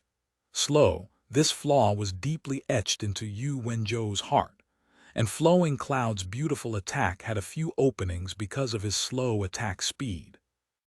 There might be openings, but could the other side seize them? Some openings required strong perception and high skill to grasp. For example, Yu Wenzhou noticed the current openings formed by Flowing Cloud's 2 skills, but if he were in Kind Heart's position, he would have a very difficult time taking advantage of them. Would Gao Yingji be able to do it? No problem. On Tiny Herb's side, Wang Jixi quietly made this prediction when he saw this attack. Gao Yingji should be able to see and grasp these openings. However, should be able to and actually doing it were 2 very different things. Gao Yingji didn't disappoint Wang Jixi, though. Bearing the weight of Tiny Herb's future, Gao Yingji seized the opportunity. Kind Heart swayed gently in the air, dodging the two intersecting skills. Whoosh! Morning dew swung down, hitting Flowing Cloud. Magic powders could not be stacked, but Ice Powder's effect reduced the speed of the target and had a chance to freeze. Both effects deadly for Flowing Cloud. Victory had been decided. The audience could already tell. Afterwards there were sighs and there were cheers. The feeling stemming from victory always came from the two extremes. The outcome of the battle between the two new generation stars had been decided. With Gao Yingji's victory, Tiny Herb took the lead in their away game. On another stage, the two seniors of the old generation were still fighting it out. Bang! A deafening sound.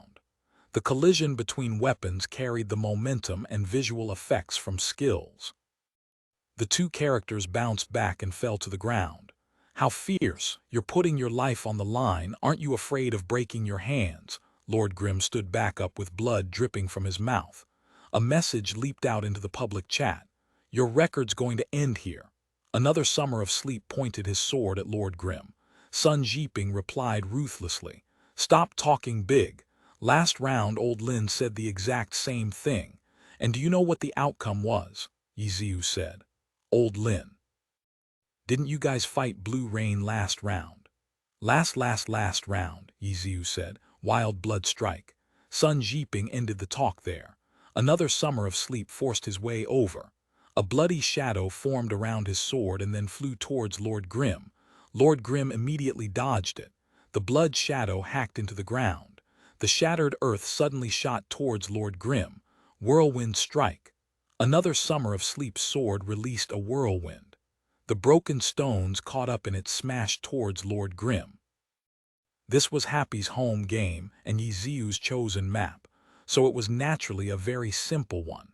But who would have thought that his opponent's frenzy of attacks would pressure Yiziu to the point of helplessness?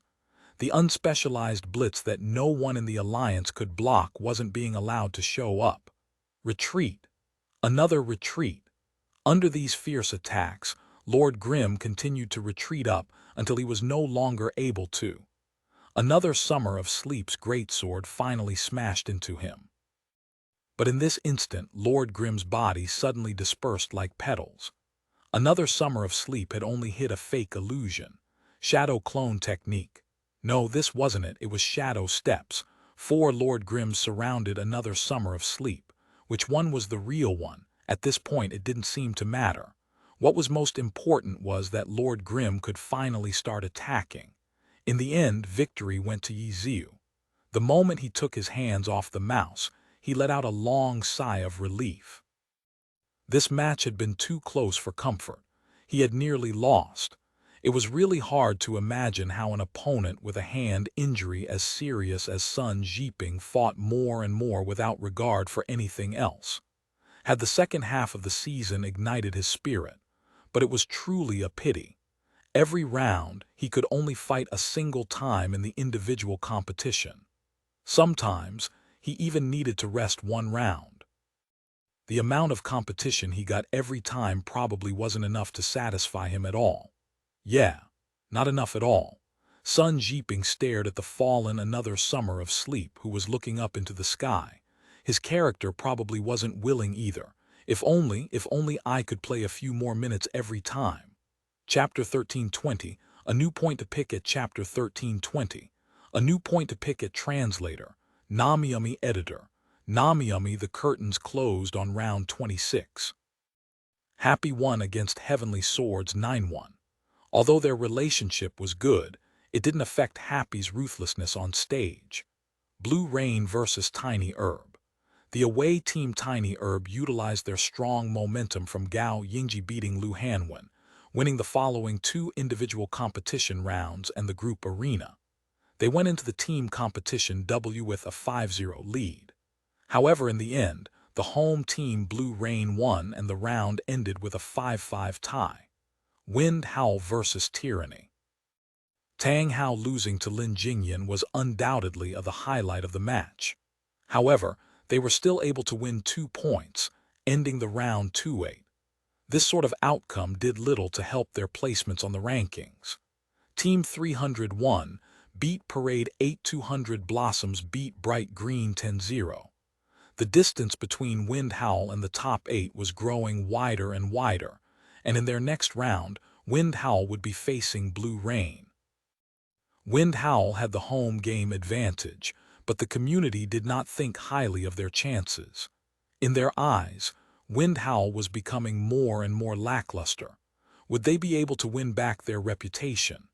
Everyone was already numb to this question, though, so not many people paid any attention to them.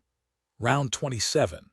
The highlight match was the home team Tiny Herb welcoming the challengers team Happy. After several rounds during the second half of the season, the Happy haters finally found a point to pick at. In the second half of the season, the teams played in the first half of the season would play again, but with the home and away teams switched.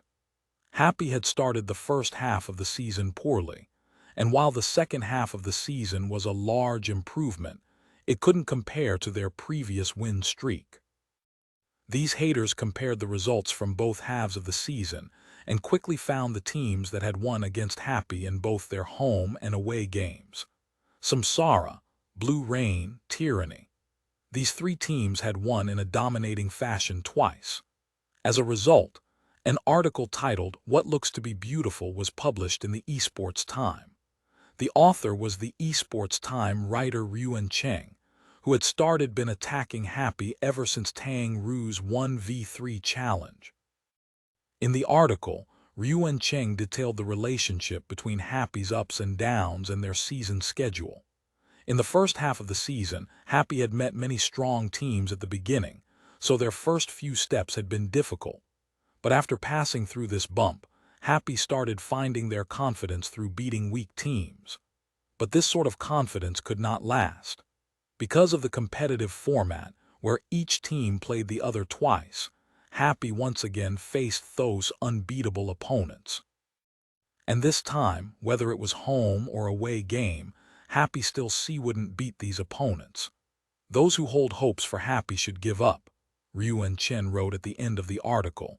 This team is not able to reach the top. If you think they can win the championships, you might as well just buy a lottery ticket. Being able to make the playoffs would be a joke with their strength. And in the latter half of the season, teams will muster everything they have to make it through the door to playoffs. If Happy falls behind, no need to feel disappointed. Relying on luck to make it to the end of the season is impossible. This Yuan Cheng is always out to get us. Reading the Esports Time, Chen Guo suddenly shouted furiously. If you know, then why do you still buy the Esports Time? Yiziu laughed at her. Chen Guo was speechless. Why did she pick up an issue? Wasn't it because she was still hoping to prove these haters wrong with their outstanding performance? And the result? Nothing. Instead, anytime Happy messed up even the tiniest bit, those guys would target it and talk about it endlessly. This time, they had actually labeled Happy as a fake powerhouse just because they had been double-killed by a few top teams.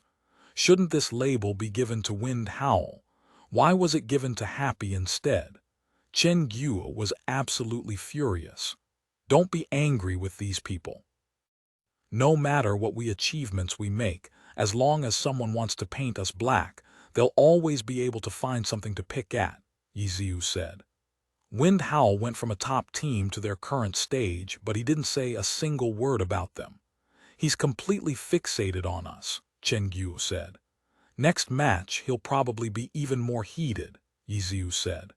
Round 27, Happy would be challenging Tiny Herb. In round 8, Happy lost to Tiny Herb 2-8, and Tang Ru had failed to keep her 1v3 promise, destroying her image at the end of the round. It was at this point that Yuan Cheng had started walking the hateful path towards Happy. Right now, the league had cycled back. Happy would be facing Tiny Herb in an away game. This time, the match would be even more difficult. Yuan Cheng probably had an article written already and ready to be published. If Happy lost again, Tiny Herb would become another team that had double-killed them. There would be even more proof that Happy really was just a fake powerhouse, who knew how much ridicule would come their way. Chen Guo was suddenly deeply worried. Do like Yiziu said and just ignore these haters. Chen Guo just couldn't do it. Even if they couldn't persuade them to switch sides through action, Chen Guo hoped to at least give them a hard slap in the face. The problem was that they would be facing a top team like Tiny Herb in an away game. Saying something like, "You have to win," would be unreasonable and put too much pressure on the team. In short, we just have to try our best, Yiziu said. Chen Guo sighed. She really envied Yiziu's calmness. Sure enough, Ryuan Cheng was very excited about round 27 to an unprecedented extent too. This time, HHE had actually received an invitation to the TV station and to be a guest, commentating the match together with Li Yibo. The highlight match chosen to be broadcast was Happy vs. Tiny Herb. This time, we have a new face for our broadcast, however. I don't think anyone is a stranger to him. Please welcome Esports Time's special column reviewer Ryuan Cheng. I'm sure many of you viewers out there have read an article by teacher Ryuan, especially the latest issue of Esports Time. Teacher Ryuan's "What Looks to Be Beautiful" had a loud reaction. Teacher Ryuan has always had a different viewpoint towards Team Happy. I figured that Teacher Ryuan would definitely be paying particular attention to the match today, so I invited him to the broadcast to discuss this match together with us.